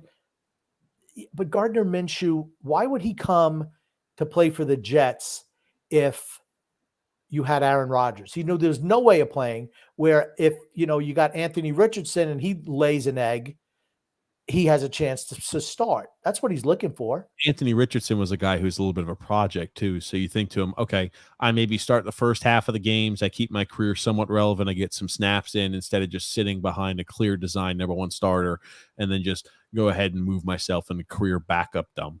So ye right to Pops, Grumpy. Can you guys honestly say the team is better with Engvall, Palmieri, and Lee over DeFore, Ishikoff, and Wallstrom? Lou is a disgrace of a GM. I don't think it even matters. Yeah. We're rearranging chairs on the Titanic right now. Yeah, that's exactly right. That's exactly right. Alexander Hey Grumpy says, and Sunex, all quarterbacks need weapons around them. Well, not all of them. Brady didn't have any, and he won Super Bowls without them. Neither did Patrick Mahomes only as a tight end. And he's still winning.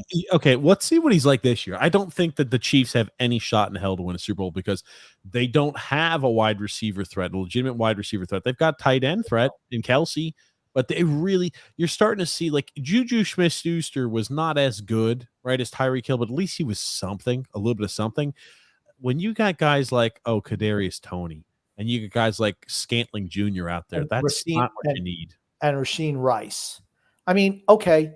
Today, when the Bears, they run a little in cut all play after play after play. I didn't watch the second half.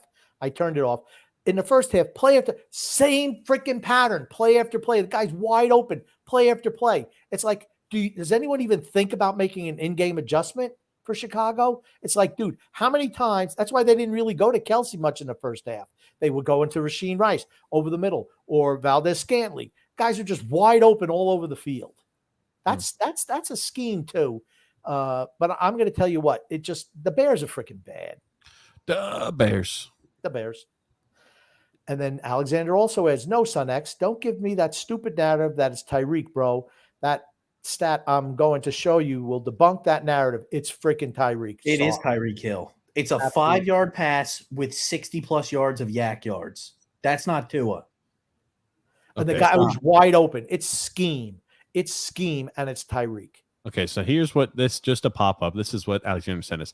As much as we want to talk about the way that the speed of Tyreek Hill and Jalen Waddle together can affect the defense, they were only on the field together for 24 of 45 passing plays yesterday. They gained 244 yards, and this must be from a while ago. Okay, gotcha. This is from last week, but I'll continue to read. That means that Tua threw for 236 net yards on 21 passing plays. Jesus Christ. With one or both of the receivers there on the sidelines. Okay, so are you trying to say that? Okay, fuck. What is it like when they're both on the sidelines? It's a stupid argument already, but I'll continue to read it. And I'll kind of pick out the parts where I've got an issue. This was the problem for Miami in 2022. Tua threw for a spectacular 8.5 net yards per pass with both Hill and Waddle on the field. This offense struggled, gaining only 6.5 net yards per pass when one or both of them were off the field.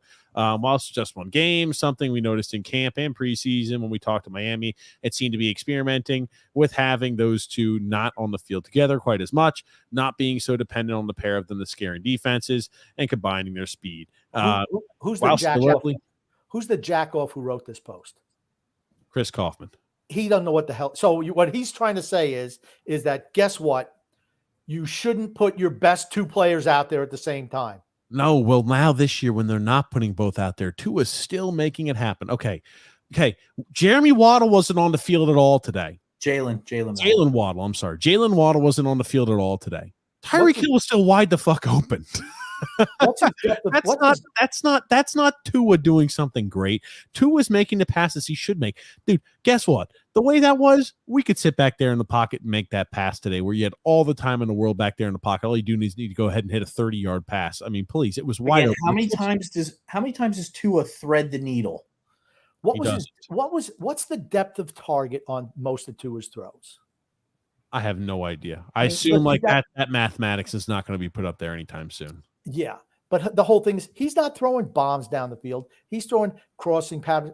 It's Tyreek getting open and Jalen getting open. They're wide open. They're wide open. It's not like he's threading the needle in between two freaking defensive backs. These guys are wide freaking open. It's our boy Emmanuel Acho.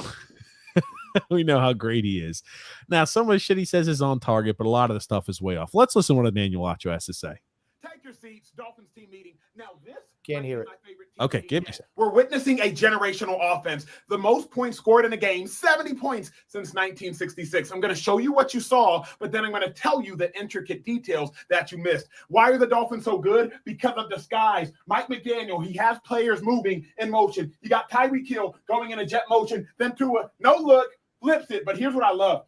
Patrick Surtain is in man, linebackers in man. So you got two defenders because of the motion going on in the backfield, running into each other here, trying to avoid each other. Then Tua, no look. Take a look at the no look even better. See, Mike McDaniel with the pre-snap and post-snap motion is really manipulating linebackers on defense, but it gets better later in the game. This is what you saw. I'm going to show you what you saw, then tell you the intricate details that you missed. Okay, Emmanuel Acho, let me go ahead and point something out here to you that you're not fucking breaking up. Okay, buddy, it's a screen. You have a D tackle missing a fucking open field tackle in close space here. Does he not show us that? Does he not? I'm going to show us that. I was looking away on the screen. Does he not show us the blatant missed tackle here? It's a nice little shovel pass. It's a shovel pass, but it's like you're not going to show us. But here's what I love. It's the same thing Kansas City does with Kelsey. Same thing. Okay. So Emmanuel Acho didn't want to show the open miss or the missed tackle right there in close there by the D tackle on the running back. It's the running back making a guy miss is what makes the play happen. But let's continue. Patrick, so you then Tua, no look. Take a look at the no look even better. See, Mike McDaniel with the pre-snap and post-snap motion is really manipulating linebackers on defense, but it gets better later in the game. This is what you saw. I'm going to show you what you saw, then tell you the intricate details that you missed. Reverse, goes about 30, 40 yards down the field. That's what you saw. Let me show you the intricate details that you missed. Watch this linebacker slash down safety. Do you know the speed that a Chain and Mostert have back there, and Will and Jalen and Tyreek? They are really fast players. That's what makes those plays work. It's the skill of the players. And here's the thing: Tua's doing a good job orchestrating that. That's his job as a quarterback. Here's the thing: he's not the reason they're winning games. It's the talent around him, and that's not to minimize what he has done. Okay, he's been really good at what he does. Let's see what it's like in December against a good team with a defense.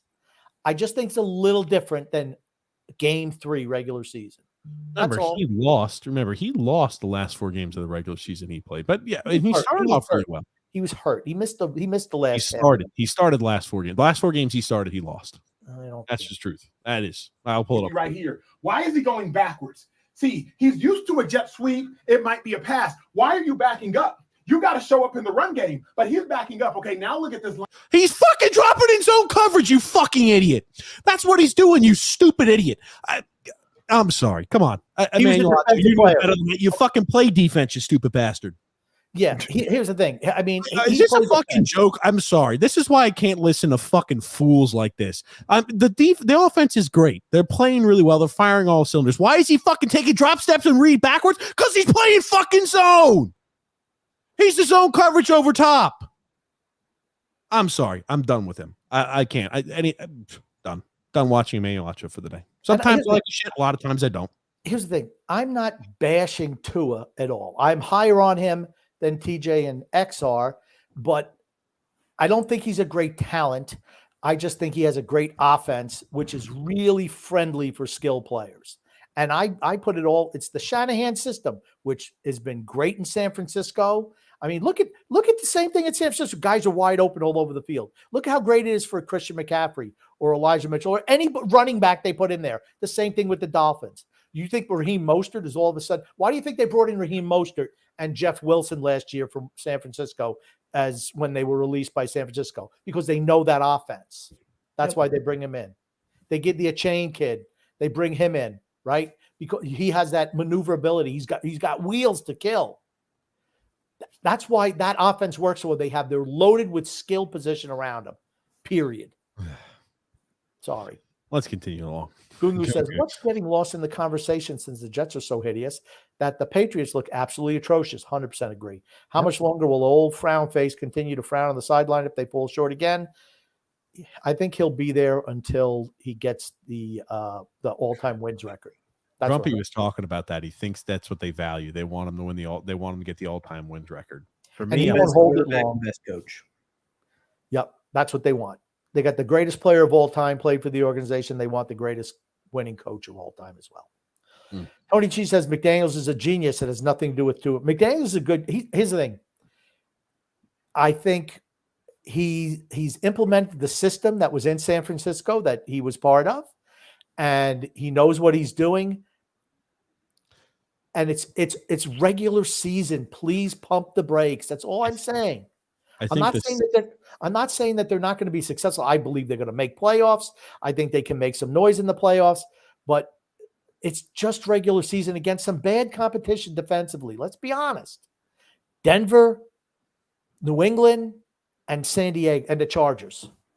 I think you're in a spot too to when you look at this. That system does really well when everything's going according to plan. Yep. Look at how those teams always play when shit goes a little bit haywire, where you require like, oh man, things are really tight. We're going to have to rely upon certain individual performances in order to win us games. It never works. It's the reason why the 49ers get so close every year to win, and they never do. It's the reason why when Shanahan used to coach there as the OC of the Atlanta Falcons, they got so close and they fucking collapsed in the second half. Always that. Its system is really good at getting close and never accomplishes it. And maybe McDaniels isn't like this, but those guys tend to be a slave to the system, and they forget about situation. Yep. That's why Atlanta lost to New England. Yeah. With that comeback, they were slave to the system. Well, this is what we run here when it's this. Dude, this is the time that's left. This is the situation. This is your lead. And you still want to stick with your system? Brady said it to him. He said, we run system. Shanahan said to him, we run system here. How did that work out for you in Atlanta? That's why Shanahan never wanted him in San Francisco. Because Brady said, how did that work out for you in the Super Bowl? Holy shit. You know what it's like saying? It's like saying, hey, let me talk to you. Let me talk to you, the person, as opposed to you, the coach. Something like that. Let's do that. You know what it does? It alienates the coach. TB12 is a fucking legend. I'm all on the TB12 board. All right, let's continue with some more comments there, X. Zach Wilson could throw 5 touchdowns for McDaniels. I disagree. He wouldn't. He's just not a great QB, but he would be a decent quarterback in the McDaniels system. But he would not be. No. You don't think Zach Wilson can get wide open Tyreek Hill down the field? All they have to do is run 65-yard bombs and have Tyreek outrun everybody. Yeah, sure. It helps. Let's continue on. Right. I think we have to give the vape lord Mike McDaniel some credit. He's an offensive guru. Things are going well right now. Let's pump the brake too. The 3 teams they've played so far have a combined record of 2-7 to start the season. Yeah, it's not great. Can we maybe bring up a little bit of attention to that? The Chargers should have beaten Miami. The Chargers were 1 play away from losing today's game as well. And they should have beat Miami. The coach choked that one away. Yes. And hey, the Patriots were a half a yard away from continuing their drive, maybe to force the game in overtime. We didn't even talk about that. The magnificent spin and throw from Hunter Henry to the O-line, who almost got the first down. Man, that was fun to watch. Tua was terrible in that game. He was not good. What does Belichick do? He took Tyreek Hill away. Yep. Period. Absolutely, he did. And but Raheem Mostert had a couple of big runs, and Miami was better, way better than New England. But that's a game that New England was very close to winning. Yep. I mean, there's a difference. There's a difference between really good defenses and good coaching matchups and what you've had the first 3 weeks this year. How much did they beat the Chargers by? How many points? 3 points, 4 points. Whatever it was. It was right at the end. It was right at the end. The Chargers screwed up something to lose the game. So this was the play right here. This was the Sunday evening game. We didn't get a chance to comment too much on. The show was done by this. But they moved the ball right down the field on them here at the end. Fourth and 4. There's a minute left. They're trying to tie the game up to force overtime. And this would have been the back-to-back overtime games for the Patriots. This is how it ends. But man, oh man, what a fantastic play. Here comes Chubb. Jones throws. It's caught. Gesicki. It was Gesicki, I'm sorry. The big boy gets it. A nice catch. He was really close. I'm going to tell you what. I'm going to go on my instant replay rant again after this. Yes. I'll let you watch it one more time. A fantastic backwards spinning catch here by the graceful O lineman. What a great guard. It's a guard. Boom, baby. They call him Twinkle Toes after this one. Boom. And he was terrible. He was just short. I'll let you go on your rant, Grumpy. They gave him a first down. Yes. And then they do the 15-minute review. A million replays. Literally a million. Then they try to piece it together. Well, look at this and look at this and look at this. And, he's this much short. You know what? If you can't, it's instant replay is there to correct egregious errors. Yes. Not the micromanaging to every split. It's not the way it's supposed to be. If it takes more than 30 seconds, guess what? We go with the play that's called on the field. If you have to take a slide rule and a fine tooth comb to every single play to see if this, that, and the other thing, and you see it in all sports. Oh, well, look at the basketball was thrown, and it looked like, we don't know if it touched the finger, but it looks like the ball maybe started spinning in a different direction, so it must have been off his finger. No. It's there to correct egregious errors in refereeing and officiating. That's what it's there for. It's not to fine tooth comb every single freaking play. If you can't figure it out, if you can't look at it and say, oh, that's it, immediately move on, go with what's called on the field, period. Yep. They have a million freaking cameras. Shouldn't take too long. 30 seconds. That's it. And you know what? Don't have the referees come look at it. Just say, this is what we saw. Bam. Continue. That's it. Yep. Joseph C says, can't figure out why the Broncos defense is so bad when it was a top 5 D last year. Sean Payton was having, we talked about the issues they had at the beginning of the season, and it was like, oof. I think that Sean Payton he's just calamitous. I don't think these are not Sean Payton's guy. Think about how long it took him to get shit running the way he wanted it to for the Saints. No, and then he had so much control for years and years and years over that situation. He's taking over a new team. No, the Saints were pretty good right when he came in. It didn't take him a long time. But here's the thing. They all came up in his system together. He's taking over. He started as a defensive coordinator for the Saints, right? No, he was offensive coordinator for the Cowboys. And he went under Bill Parcells, and he went on to head coach of the Saints. Okay. Gotcha. Continue along there. Alexander Grumpy. Oh, we got an MVP candidate on our hands. Oh, my God. Tom Brady come out of retirement? No, he didn't. It's week 3. It's week 3. Now, if you're going to ask me at the quarter poll who's MVP, I'd say Tyreek Hill. That's what I'd say. And that's why they play 17 games and not 3 in a season. Yeah. TJ, which NFL head coach is the most out to lunch? Brandon Staley or Kojak Sala? Do you know who Kojak is, TJ? No. Shit. Kojak. Kojak Sala? I don't know who Kojak is. Kojak. Just put Kojak in. See if Kojak picture. You're going to see it. Who loves you, baby? What the fuck is this? How am I supposed to know who this is? Pull it up. Put it up. Pull it up. Who the fuck is this? Everybody knows who Kojak. I'll tell you when you put it up. I've already kind of pulled up. What the fuck? No, we're not seeing it. We don't see it. Kojak. Put him up. It's just another reason for Grumpy to go on a 5-minute distraction tour. Kojak, here he is. X, remove this comment so we can see Grumpy getting all cheery and smiley over talking about some old timey shit. Go ahead, Kojak. Telly Savalas. Kojak? Tell us. Telly Savalas played Kojak. Matter of fact, he was your grandmother. She loved Telly Savalas. Kojak. He played a New York City detective in the show Kojak, and he always had a little lollipop that he was eating. And he says, "Who loves you, baby?" That's what he said. He was like an old badass back then. Telly Savalas, Kojak. Yes. Staley is the worst coach, I think, in the NFL. I'm sorry. Yeah, he's I think pretty damn close. He's awful. Alexander says, you guys keep downplaying everything that two and the I disagree. I don't understand what he's even saying. You guys keep downplaying everything the Tua and the Dolphins are doing. Let me tell you, any win, especially on the road in the second game versus division opponent, is tough. You're talking about who? They have the win against the Patriots. New England. New England was terrible. New England was terrible. New England's terrible. New England, if it wasn't for Aaron Rodgers getting hurt, New England was the worst team in the division. Now it's the Jets. New England will come in third. New England's a bad team. They're a bad team. How do I know? I watch New England all the time. They're a bad freaking team.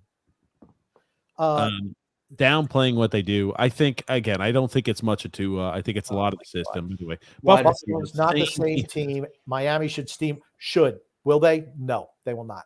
Fuck it. The Bills they're gonna blast Miami. They're gonna blast Miami.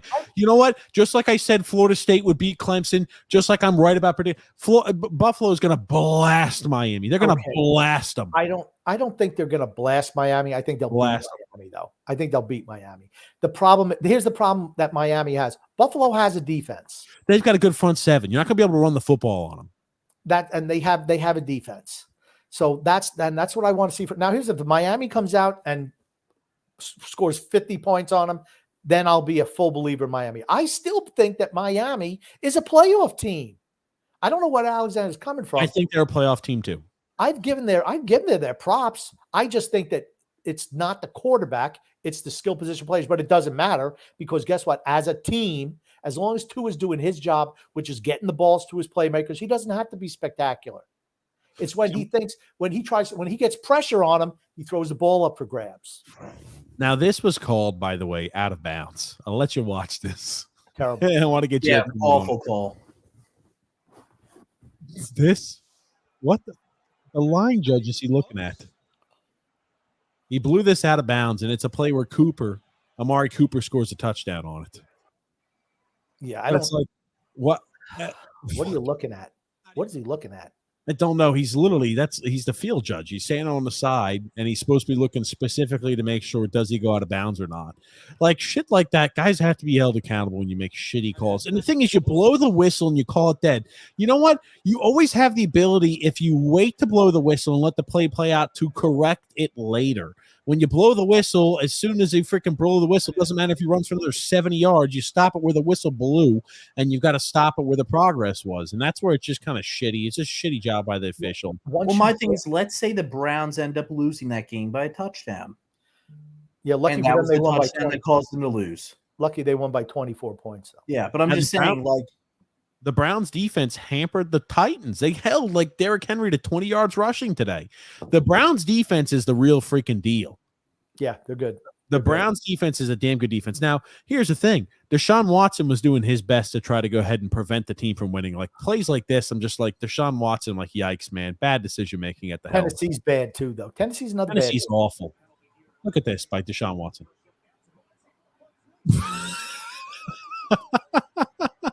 What luck? What luck, though? Think about that. That ball should be picked up by the other team and running for a touchdown. He's like, oh, baby, I got this. Whoop. And poor Elijah Moore gets like a minus 20-yard rush. And that's like shit. What the hell? Good but heads up by Elijah Moore, right? Heads up. Absolutely. Heads up. Absolutely fantastic. Heads up play by him. Yep. Get some more comments here, X. I apologize. 1 sack through 3 games. They played some really shitty defensive teams. Sorry. No one can stop this Dolphins offense. Oh, Jesus. Okay. You know what? We had the same conversation with Alexander. It's all coming back to me now. Last year, early in the year. The same exact conversation. This is exactly the way that it went. He was chirping and chirping and chirping, and then they fell apart. Tua went down, with the hands thing and everything else that happened to him. Thank you, X. CT induced suicide right there. All right, continue. Yeah, okay. He's showing up gang signs. Alexander says, Tony, this is not a plug-and-play quarterback system. It absolutely is. Why did Mike White 2 with 67 yards and a touchdown? I'm letting you know something. If you put Mike White in there, he would also produce a quarterback. Yes. I'm sure he'd stay healthy longer than 2. Brock Purdy, Jimmy Garoppolo. They just plug and play these guys. It doesn't matter who it is. All you have to do is Sam Darnold looked great in camp for the 49ers. Sam Darnold looked miserable everywhere else, but he comes to that offense and he looks great. It's a plug-and-play quarterback system. It's extremely skill position friendly. It is. It's a great system. Be happy that you have someone who runs that system who's in charge of your team. I'll give credit to the great skill players. I'll give credit to the head coach, the play calling as of right now. I'm not giving credit to the quarterback. Okay, but here's the thing. The quarterback has to be able – if Zach Wilson was doing it, he couldn't do it. That's correct. But here's the thing. Mac Jones could run that system very easily. And Mac Jones is a shitty quarterback. But very easily he could run that system. I don't know. I didn't know TJ Hawkinson was the mascot for the broken down Vikings team bus. There it is. And Joseph C says here, Keenan Allen had more passing yards on the one play than Justin Fields did through 3 quarters of play today. The Bears are a complete mess. They're a train wreck. They're a train wreck upon a train wreck. I watched the movie Unstoppable this week with Denzel Washington and Chris Pine. Love that movie, guilty pleasure movie. And they said it's a train wreck upon a train wreck. That's the Chicago Bears. A train wreck. Going around the Stanton curve way too fast. Oh, God. Joseph C. says their DC resigned. Oh, yeah, that's right. God, we forgot about that. We didn't. Yeah, my God. Field sucks, and they got steamrolled by the Chiefs. That's right. Maybe that's why I totally forgot about their defensive coordinator resigning. How bad is it when you're not even fighting for yourself? He got raided. His house got raided. No mas. Apparently, it was really bad. The FBI went ahead and raided his house. He immediately resigned, and it's just like, yikes. I don't know. I don't know who's running the defense now. Fuck. I don't know, Grump. The fans look like the Miami defensive coordinator out there. Insert cheap shot here. Jesus Christ. I'm trying to pull up here right now if we could see if they've got anything else. Alan Williams. Yeah, there it is. Oh fuck! It's rumored that the Cleveland Browns are pursuing Bears defensive coordinator Alan Williams to become their new quarterback coach. Oh, God, to work well with Deshaun Watson. Oh God, that's a good one. Drew says, "Hey, I'll give the Bears credit. They absolutely fleeced Carolina in the Bryce Young deal. They'll get Caleb Williams, and they already have DJ Moore. DJ Moore sucks. Sorry, Caleb Williams. Nope. Caleb Williams. I'm sorry. Nope. Grumpy has Mills on his mind. Apparently, this is released by the New York Post. It says Alan Williams' Bears resignation stemmed from inappropriate conduct and not criminal activity. So he had the criminal activity the FBI raided his house for, and the inappropriate conduct was something in addition to that. Good luck, buddy. It's not looking good for him. That's for certain right now. Yep. Drew says the Bears got 4 picks out of that deal, with 2 being first rounders. The Bears are looking like they're going to have 2 top 5 picks this upcoming draft. Drew, we're 3 weeks into the freaking season. We have no idea who the bottom 5 teams are going to be. Carolina will win games as the season goes on. They will. And now with the Saints starting with Jameis Winston at the helm at quarterback, I think that's severe. That division is awful. Yep. The South now has Jameis Winston as a starting quarterback. The Panthers aren't great, but you've got the miserable Falcons. Yikes! And who else is it? Falcons, Saints, Panthers, Tampa Bay. Baker Mayfield. He's probably the best quarterback in the division right now. Tampa Bay is the best team in the division, I'd say, right now, with the injured Derek Carr. Holy shit! Look at Baker, man. And Baker, the Bills defense is. Alexander says, TJ, stop. The Bills defense is not that good. How many points did the Bills defense give up this year? That's a good question. So they gave up 22, including the overtime loss to the Jets. That's a punt return, by the way. So that's not the defense. But yes, so they gave up 16 points really to the Jets. They gave up 10 to the Raiders and 3 to the Washington Commanders today. Okay. So they're holding everybody really to under 20-something plus points, 20 points. Well, all right, even if 22 and 32 and 3, that's like what? That's not even. That's like you're giving up about that's like 11 points a game. 11 points a game, 12 a game. Yeah, something like that. Yeah, no, their defense is good. Yeah, I was about to say, how are they going to look this week against the Bills? That's a big question. That's a big one. Now, here's the thing. That's the game. That's a game of the week right now. It's early. I think so. Yeah, I'd like to see that matchup later in the year, and I don't know when the next time is, but the Bills have proven they can win those games against Miami. They ran out of gas in Miami last year in the heat of Florida. Same thing with the Ravens. They did the same thing last year. Same thing. Think about it. The Dolphins play the Bills. The Giants are bad. Then the Panthers. So, they play the Bills. That's a real test. And you've got the miserable Giants and the miserable Panthers. And then you've got the Eagles who, as I've mentioned, Jalen Hurts is not the same quarterback as it was last year. Teams are better to game plan against them. I'll be interested to see whether he continues to bounce back or if he continues to struggle. Then they play the Patriots again. The Patriots, the Raiders, who are bad. The Raiders are 0-3 to start the year, right? They're 1-2. They're 1-1 right now. They'll be 1-2. They beat the Broncos.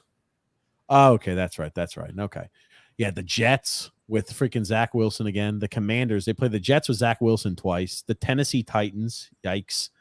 The Cowboys will be an interesting matchup. That's a Christmas Eve matchup. Ooh, that'll be fun. And they play the Ravens on the 31st. The last game of the regular season. Ravens defense is tough. And that's going to be in Baltimore, my friend. In the cold weather. They will lose that game against Baltimore. Book it. They will lose that game against Baltimore. He does not play well in cold weather. He doesn't play well at the end of the year. Simple. We got a long way to go till then. Who could be hurt by then? There you go. TJ, this is your comment. Hold on. I like it when TJ pronounces Oregon or Oregon as Oregon. Yeah, Oregon. I like Oregon, baby. The Oregon Ducks. Oh my God, are you serious with this Miami take? They haven't played. No one stopped. Who have they played? The record, they're 2-7. Yeah. They're bad teams. But that's like a losing record, yeah. Yeah. I mean, come on. They're not like these are great teams. The tough teams they're playing this year are the Bills. They play the Chiefs. They play the Eagles. Let's see what the Eagles look like. And then they go ahead and play they play the Ravens. I firmly believe they're going to make playoffs. I do too. But let's see. I mean, like I said, they haven't beaten anybody yet. It's so early in the season. That's all I want to say to everyone. It's so early in the season. So much stuff can change. A lot of teams don't even have their identity yet. Yep. Colorado got cursed when they disrespected the Oregon logo. That was bullshit. It was one guy. They made a big deal. They're trying to make it something that it wasn't, honestly. They're trying to pump some hype into the game, I guess. Yeah, just no. I didn't even hear about that. Taylor Swift is just waiting to write a breakup song about Travis Kelce, by the way. I think so too, Joseph. I think that too. Yeah. And the division opponent on the road is a tough matchup. Oh, fuck. So beating the Jets is a tough matchup, right? So the Islanders, if the Islanders beat the Columbus Blue Jackets this year, that's a tough matchup. That's a division rival on the road. That's a tough match. That's a tough win for the Islanders. It's just like, no, it's not a tough matchup, man. Bad teams are bad teams. Anyway, continue along there. And the best thing is Sanders has made Buffalo relevant. They haven't won shit in 30 years. Yeah, that's true. Oh, yeah, that's McDaniels runs the Shanahan offense better than Shanahan does. I don't know. I don't know about that. I think the 49ers offense is better, but they much rather would control the clock than I think the McDaniel offense does. Yeah, they want McDaniels wants to throw the ball more. They want to control line of scrimmage because their offensive line is better. San Francisco's offensive line is better. So they could they score 30 points. They don't need to score 70. They have a strong offense and defensive line, and they just win in the trenches. They'd rather beat the shit out of you up front, tire your defense out, and if it comes in a close game at the end, they've got a tired defense, and you're just able to run the ball at will and control the line of scrimmage. That's what they want. Yep, I agree. Now, here's the thing. Miami's shown they can run the ball this year, too. Again, the defense has been bad. The defense has been bad. Yeah, it is early. Next comment there, X. Okay. Sorry, I was storing some other ones. No worries. He's storing them up. Man, Alexander, I can tell when Alexander's happy. I really don't know how much more Tua has to prove to you guys that Tua is a damn good quarterback. I wait until he does it against good teams. Okay. I haven't said that he's not a good quarterback. I don't think he's a good quarterback. I just don't think he's great. He's okay. And in that system, that's good enough. I think his arm is not strong enough to be a great quarterback. Period. Just isn't. Average quarterback. He's better than average. Average quarterback. Okay. Him and Frank, Daniel Jones are the same.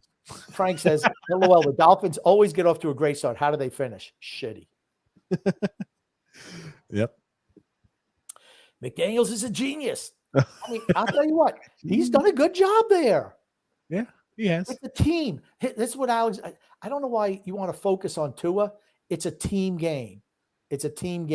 Sometimes the quarterback is the best in the league and you get away with lesser talent on the outside.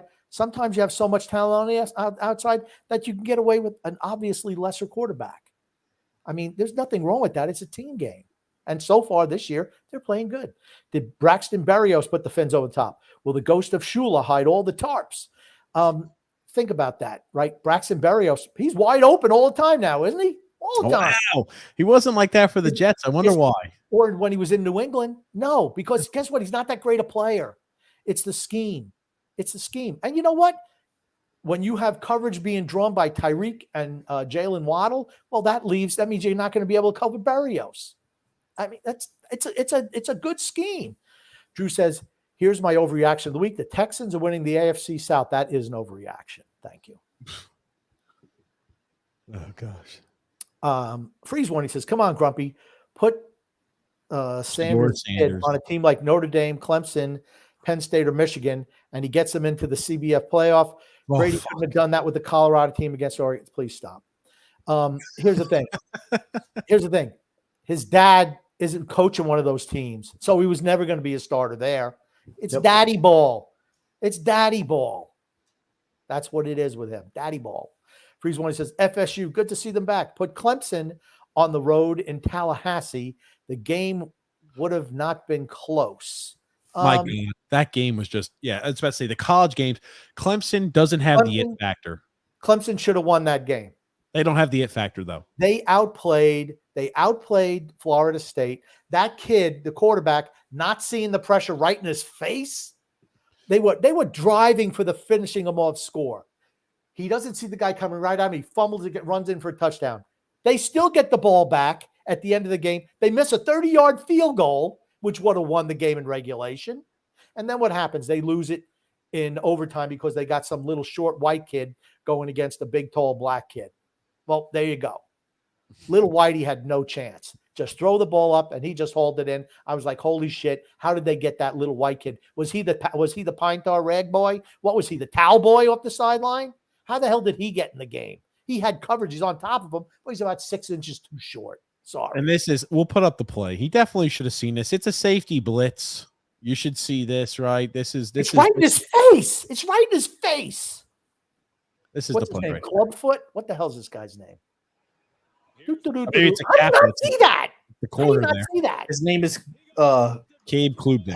Klubnik. That's the play of the game right there. Yep. And that's what changed it from a 24-7. It's really what it is at least a 10-point swing. Absolutely. You were driving down, you're in field goal range, and you go ahead and you fumble recovery for 6 or for, this year. Just like that's the corner. That's a cap blitz. And here's the thing. How do you He's run at him for 6 months. It's like he coming off the sidelines to hit him. How did he not see him right in his face? Get rid of the ball, Clubby. Ugh. Yikes. Terrible. I mean, how do you not see him now? How do you not see him? How does he not see him? What's his position? What is he wearing? Blinders out there? Jesus. I remember I was watching game extra. I'm like, how does that guy not see it? And when they do like the straight on view, it's like, holy shit, how you not see him? It's even worse when you see it coming straight at you. It's like, dude, what are you freaking legally blind in your right eye? How the hell did you miss that? Now, this is the and he said the game wouldn't have been close. How do you know? How do you know? You don't know. You think you might know, but you don't know till they play the game. Now, this is what everybody is talking about here. The big game, the matchup, the game of the week was Notre Dame against Ohio State. That was the big matchup this week, and it didn't disappoint. But as you'll notice here, this is the last play of the game, 3rd and goal. Now, they were coming out of a timeout. Am I right thinking that, X? Yes. Oh, yeah.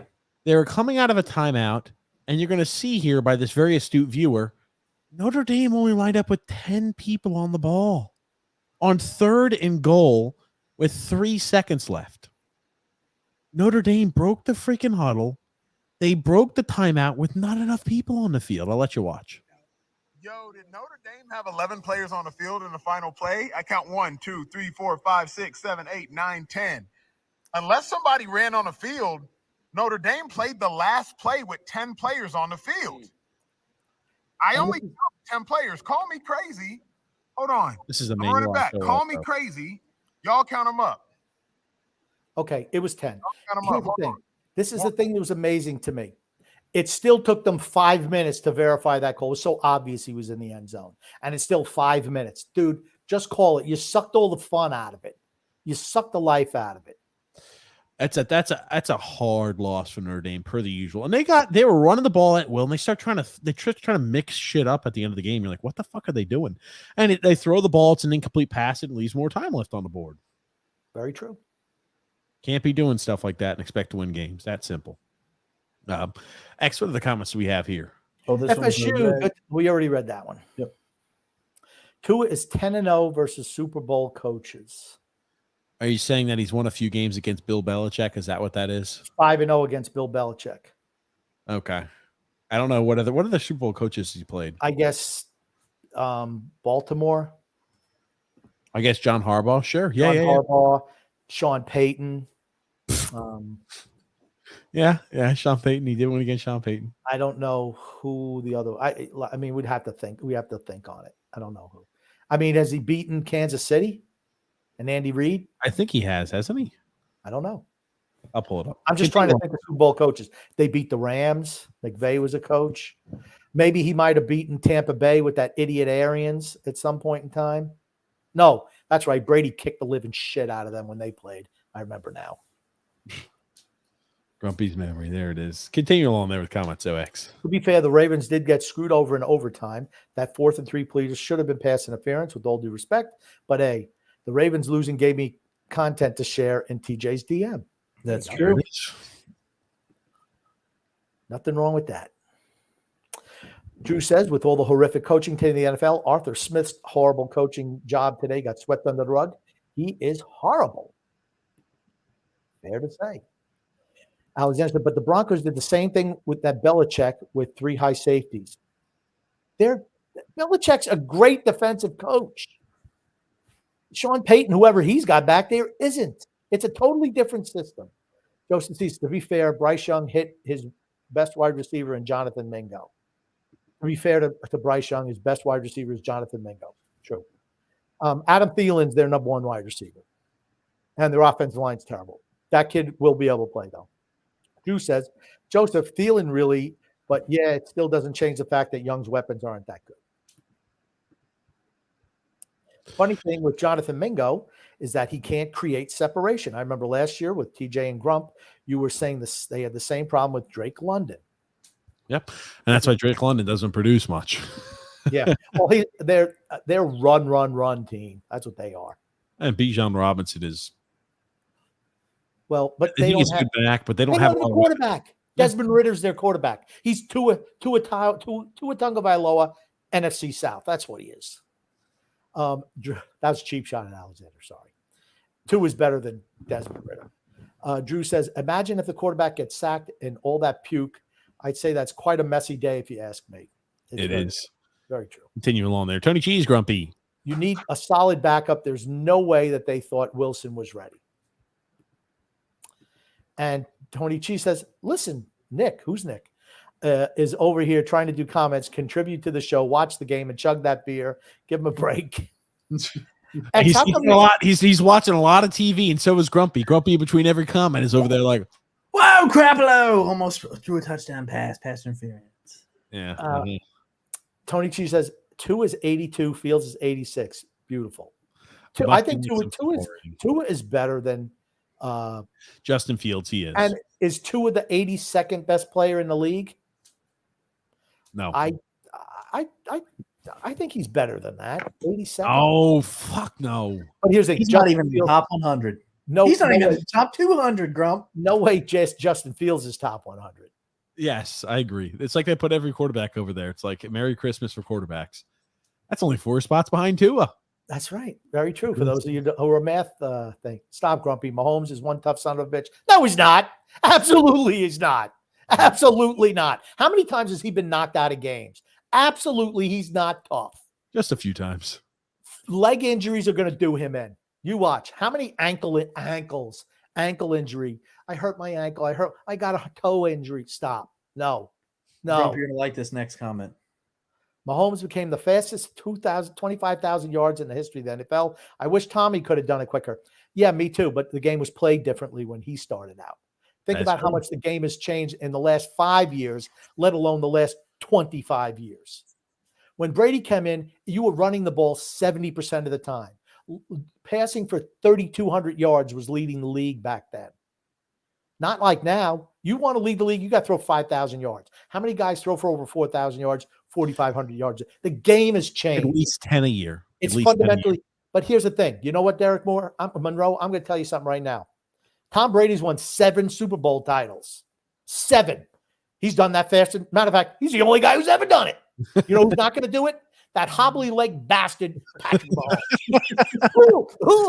He's always hopping around out there. Oh, he rolled up my little ankle, and then he's crawling around. Oh, he's such a hero out there. Stop. You know what? You want to know the last hero was Tom Brady. There are no more heroes. They're made up. They're media heroes. Looking for the clicks, not the wins. That's Tom Brady. So right on the grass, not in Hollywood. Sorry. Whoa! Tom Brady has won 7 Super Bowls faster than any franchise has won 7 Super Bowls. That's right. The greatest player of all time. Look at Grumpy. He's loving it. Miami wanted him. We had Tua, but guess what? We want Brady. We want 43-year-old Tom Brady over Tua Tagovailoa. If they had Brady last year, they would have won a championship. No doubt about it. Tua Tagovailoa. Oh, continuing along here. We all know that Kelsey is a Swiftie. He is, unfortunately. He's a Swiftie. He's a fool. He's a fool. Yeah. Drew says, I don't know, Grumpy. It's called what rich people think is fashionable, I guess. Honestly, if it was me, I'm wearing a tailored suit. Yeah. That must be talking about that damn Kelsey costume that he was wearing. They remind me of the movie Get Shorty. John Travolta is coming up the stairs. Delroy Lindo is coming down, and Delroy Lindo, I think his name is. Really good actor. He's coming down there. James Gandolfini is his bodyguard, and he's coming down. He's like, "You don't know me. You just think you do." And I like Delroy Lindo, good actor. Was in Cider House Rules as well. And he's like, "If you just leave right now, I won't mess you up with your pretty little costume." And James Gandolfini says, "Yeah." Are you talking to him? He's like, "Oh, you're a stuntman? Yeah. Do you fall good?" He's like, "What?" He grabs my balls and throws him down the stairs. It's like, man, great scene. But the pretty little costume, that's Travis Kelce. Sorry.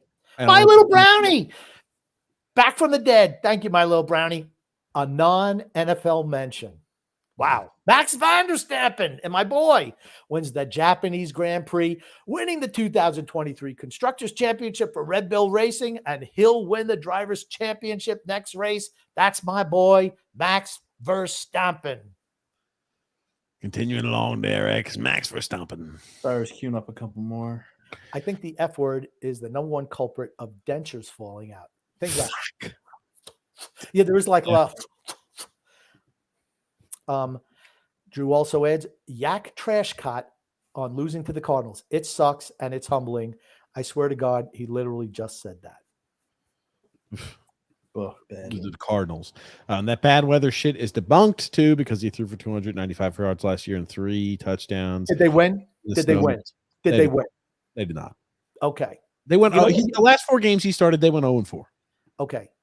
He didn't win. You got to win those games. You got to win a snow game.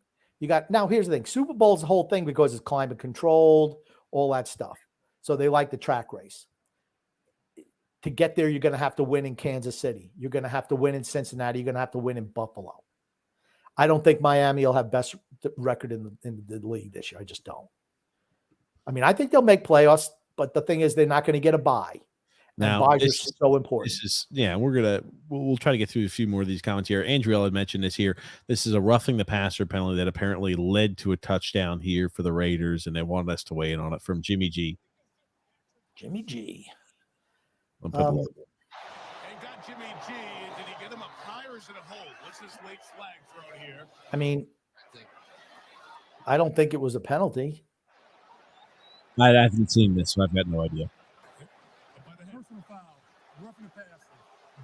Jimmy D's another little China doll. As he gets hit, he breaks. If he falls down on top of the table, he breaks. He just. See him shoot right through here. See if the helmet hits. I'm sorry. Okay. I'm sorry. No. You didn't call it on Derek Carr, who was absolutely slung into the ground. A guy got his full weight over there and slung him to the ground is right. All right. He ducks the helmet. There's nothing. You can't duck at the last minute and say, "Oh, it was helmet to helmet." He's standing straight up and down, and he starts to duck. Tackling. I'm going to tell you what though. Tackling is freaking abominable in the NFL and in college football. No one wraps their arms at all. Everyone block tackle. I saw with Lamar today running. The guy had him, but instead of wrapping his arms around his legs, he just tries to hit him with the shoulder. He spins off, and he winds up getting a first down. I saw it last night in the USC Arizona State game. Guy had him dead to rights. All he's got to do is reach around and grab him. He tries to block tackle him. The guy just shrugs him off, and he goes in for a 50-yard touchdown. Just the fundamentals just aren't there. Just not there. X, what do you think about that? Sorry, I'm trying to read through these comments. Okay. Look at X. Comments are struggling today. We're getting a lot. By the way, Grumpy and TJ, you see why I wanted Sam Laporta when I did? What did Sam Laporta do? He played well today for the Lions. Brian from New York says Zach Wilson sucks. I mean, I don't know what else you can say. Alexander says you don't need a strong arm to be successful in the NFL. You are wrong, Alexander. Wow. You are wrong. Sorry, wrong. You couldn't be more wrong. Drew says, by the way, TJ, you should show the tweet I sent you from Phil earlier today. Oh, man. I don't even know. Phil's a maniac. I don't even bother with him sometimes. He's just crazy. Phil's a maniac. Stephen B says, how can I send you guys an email? You could send it to TJ What's the and the grumpy old man @gmail.com. Can you spell it out? TJAND Grump. Oh, let me pull it up here. I'm trying to TJ and Grumpy @gmail.com. I'm sorry. TJ and Grumpy. That's all spelled out @gmail.com. TJANDGRUMPY @gmail.com. Yeah, you didn't send me anything from Phil there earlier, Drew. Alexander said Brady had Moss. He had Moss for 2 years. He played 23 freaking years. He had him for 2. And Moss had Herbert, and Herbert has Williams and Allen. Burrow has Higgins, Chase, and Boyd. And Tua has Tyreek and freaking Jalen Waddle. What are you talking about? Brady had Moss for 2 freaking years. 1 year they went freaking undefeated, and the next year he got hurt the first year. He got hurt right away. Are we trying to pretend that Keenan Allen and Mike Williams are at the same level as Tyreek Hill and Jalen Waddle?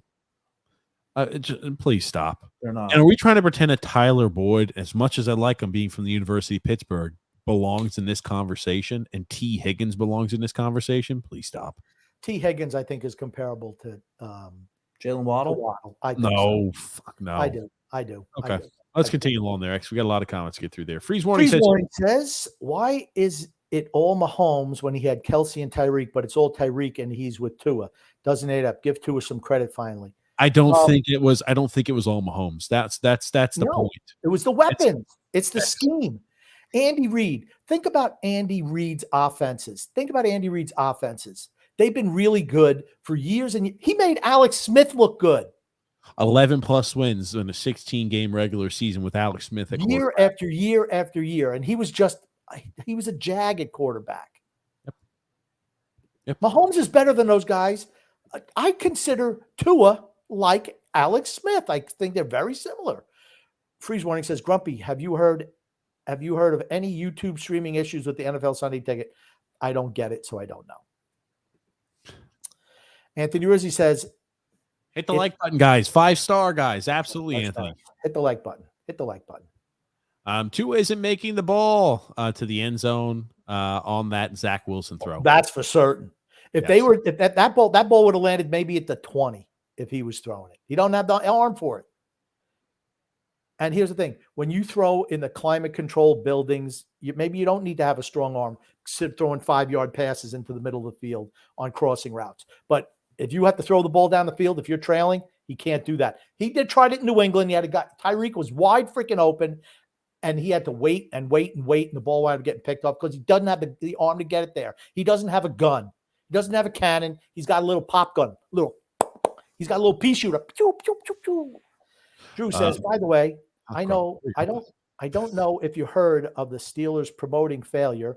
Matt Canada got a promotion. That's to get him out of calling plays. Okay, Matt Canada used to be the offensive coordinator when Kenny Pickett played at the University of Pittsburgh. That's why. Anyway, let's continue on. Alexander says here, their data that proves that it's not a plug and play for it's just wrong. What data? Grumpy 2 is elite. Oh, no, he's not. No, he's not. You know what this is like Islander fans telling me Josh Bailey's elite.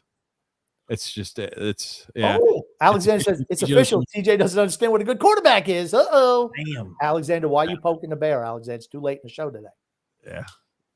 Then explain to me why Teddy Bridgewater or Skylar Thompson couldn't get it done. Okay. Because they're not even NFL caliber quarterbacks. They're career journeymen. I've talked about this before. And Gesicki's forward progress was stopped. No, it wasn't. He lateraled it backwards. He lateraled the ball back. Drew says, here's my supposed hot take of the week. I think the Giants beat the Seahawks. Wow, that is hot. I thought he had a hot take earlier in the show. Yeah. But that's okay. We forget. It doesn't matter. Alexander says, let's not forget the illegal touchdown that the Patriots scored on. What? This is I'm sorry. This is just like the Dolphins almost found a way to lose that game. The Chargers found a way to lose week 1. I'm sorry. Come on. You just got to admit the team struggled last game against a shitty Patriots team. It's that simple. Okay. Now, I don't know what this is about, but it sounds funny. Drew says, here we go with TJ's number one tactic, gaslight and say, I was right about this and that. Well, I am right about this and that. Gaslighting means saying something that you know the other person knows is not true, but you're saying it to gaslight them. But I was correct. I'm always correct on quarterbacks. Never wrong. 100%. Let's continue there, X. What are the comments we got here? The Dolphins are a Super Bowl contender. That ain't the case. We could just move I- right along. Drew says here the tight. We don't need to spend any time on that. They fucking suck. Okay, they don't suck. Come on, they Dolphins have don't played suck. some miserable fucking teams. I will wait until they play the Bills, right? Because let's say they play the Bills and get beat by 24 points. Nobody's saying, hey, the Dolphins are a Super Bowl contender. Nobody's saying that shit. The Dolphins don't beat the Chiefs. They don't beat the Bills. They don't beat a lot of good teams. No point in even fucking continuing to expound upon it. The Dolphins are an average team, Grumpy. Let's pay attention. All I'm Try to gonna- get this. all We're I'm gonna 2 hours say and is- 30 minutes in. Let's stop watching TV. All Grumpy. I Come want on. to say is that it's awful early to say it either way. Drew Average. says the Titans are so bad. I feel for Derrick Henry. He's gonna do nothing in that offense this year. Oh well. As Jonas says, guys, the issue is that you guys continue to say the Tua, you not give Tua his flowers. When the quarterback has to deliver the ball in a perfect spot. Fuck. If Tua goes down, I don't think you're done because I think Mike White That is throw that he more than threw serviceable. that throw that he threw to Tyreek Hill was not a perfect pass. Tyreek Hill had to jump in the air and reach behind him. He was unimpeded to a wide open receiver and couldn't hit him in stride. That doesn't take talent. You or I could do that. X could do that. Grumpy, maybe on his torn shoulder, could do that. I'm sorry. You're not going to get me being too positive about that. Let's be realistic about it. He doesn't have to make hard throws. JP says here, I understand that Wentz doesn't know the Jet system that well, but I don't think that Douglas or Salah have jobs by next August if they don't revamp the system on the fly for an able quarterback. You're not going to change your system. You're not going to change your system. You cannot change your system mid-year and try to teach all your offensive players a new system in season. Can't do it. Alexander says here, Mac Jones can't play in this system. He absolutely could. There's nothing that makes me happier than when I overreact and I trigger Grumpy, says Drew. Yep. That's true. And then and I did say that Tampa was better than you guys gave him credit for. You can mail me flowers later. So by telling me that they've got good defenses, maybe. So that means that Mac and Bosa and Judon suck and Derwin James. Hold on. They held the Dolphins offense to how many freaking points? 22 points? How many points did they hold them to? Grumpy, I'm trying to think. 24 points. The Patriots held them to 24. The Chargers, I think it was 34. But just having an individual player or two does not mean your defense is great. It's a team game. There are 11 guys on defense. Yeah, they held the Dolphins at 24 points. Which team? Patriots did. Yeah, what about the Chargers? Is that 34? Yeah, the Chargers suck. Yeah, the Chargers, I don't know how many points held. Well, he's saying Derwin James, like I said, Bosa. They've been bad for year over year over year. I'm not even. Yeah, they're not good defensively. The Chargers are not good defensively. Sorry. Eagles also lost their offensive coordinator. Yep. Who's the guy that pretty much that guy's pretty much made Jalen Hurts. I don't know. I just think they know how to play against him. He rolls out of the pocket, options. Stephen V said, I was just watching Porky's scene about Mike Hunt. Made me laugh. Forget about that. He's like, yes, we're looking for Mike Hunt. Has anyone seen Mike Hunt? JP says here, Kenny Pickett looks pretty good tonight. I don't know. I haven't been watching. But What a Film says, hey, guys, what's up there? He says, best time of the year for sports. Better start watching to stay updated. It's just a blast watching the Orioles. And you guys are like friends. I haven't seen it in a while. Nothing changed. Just love the show. Love you guys. We hope everything's going well with you, Sean. We really do. Absolutely. Drew says, I think Bo Horvat is the 82nd best player in the NHL. That sounds about accurate. Drew says sooner Mahomes will injure his pussy out on the field. The refs will call it roughing the passer on. Absolutely. And Sean also says, no show is complete without Grumpy going on about Brady. He is retired. Let it go, Grumpster. Well, if somebody brings him up, I mention. Otherwise, I don't. Jack Lambert from JP says, Jack Lambert did suggest the quarterbacks all start putting on dresses. Just saying. It's worse now than it used to be back then. What it says, great clips. I really hate the NFL officiating. It changes the outcome too often. Very true. Drew says, I'm wholly convinced that the officials are basically instructed not to call offensive line holding when certain quarterbacks are under center. You go holding on every play if you want to. Yeah. And Drew, I got the comment. That's more of an Islander comment. We're going to bring him up when we have Phil. We're going to have Phil on as a guest here coming up. We'll make sure to grill the shit out of him in his tweets. One film says maybe the Cowboys win the Super Bowl and make America great again. I don't see them winning the Super Bowl. I really hope that Horvat has a great year. Yeah, we all do. And then Drew says, here to be fair, Grumpy, don't let Brady's greatness distract you from the fact that you always had a brick wall. He always had a brick wall for an offensive line throughout his entire career. It was the fact that he got rid of the ball in like 2 seconds or less. He made the offensive line just like he made Edelman, just like he made everybody, except for Gronk. Gronk was super skilled. I want to bait the both of you guys if we beat Buffalo. You know what? If you beat Buffalo, then you'll start having my attention. When you beat shitty teams, great. You're doing what you're supposed to do. Let's see Colorado Buffaloes. If when you play the Oregon Ducks, if we have the same result or you get steamrolled by a legitimate team. They will not get steamrolled by the Buffalo. They lose by more than 21 points. Book it now. They're not going to lose by more than 21 points. Okay. I'll just sit here with a shit-eating grin on my face the entire show next Sunday after they Are they playing Monday night game or a Sunday night game? When is that game being played? I think it's Sunday afternoon, I believe. I'm not sure. It's next week, I believe. Yeah, they play 12 p.m. game or 1 a.m. or 1 p.m. game. So there you go. They'll play that afternoon game. So we'll see how it goes. Anyway, guys, we're here at the end of the show. 2 hours and 40 minutes in. Grumpy X, what do you want to say before we wrap things up? I want to say love and laughter to everyone who listens and even those who don't, from TJ, the grumpy old man, and Son X. And Son X, what do you want to say before we wrap things up? Just want to thank everybody for coming out. Had a great podcast, and we'll see you guys next time. Next time. Thanks so much. Yeah. Keeping you awake, TJ? Well, Grumpy, you keep expounding on shit. You half watching a damn game and half commenting. No one's watching the game. I'm talking. You realize I read all the comments. I commented on the call and comments. You just stood there like a bump on the log. You start doing this and start fucking half paying attention. Just like an old man rambling. Well, but thank you so much for watching the show. Thursday around 9:30, 10 o'clock. Yeah, there it is. Thanks so much, guys, for tuning in. We'll see you guys this Thursday, 9 p.m. Eastern Standard Time. Thanks so much, Grumpy. Thanks so much, Son X. My pleasure.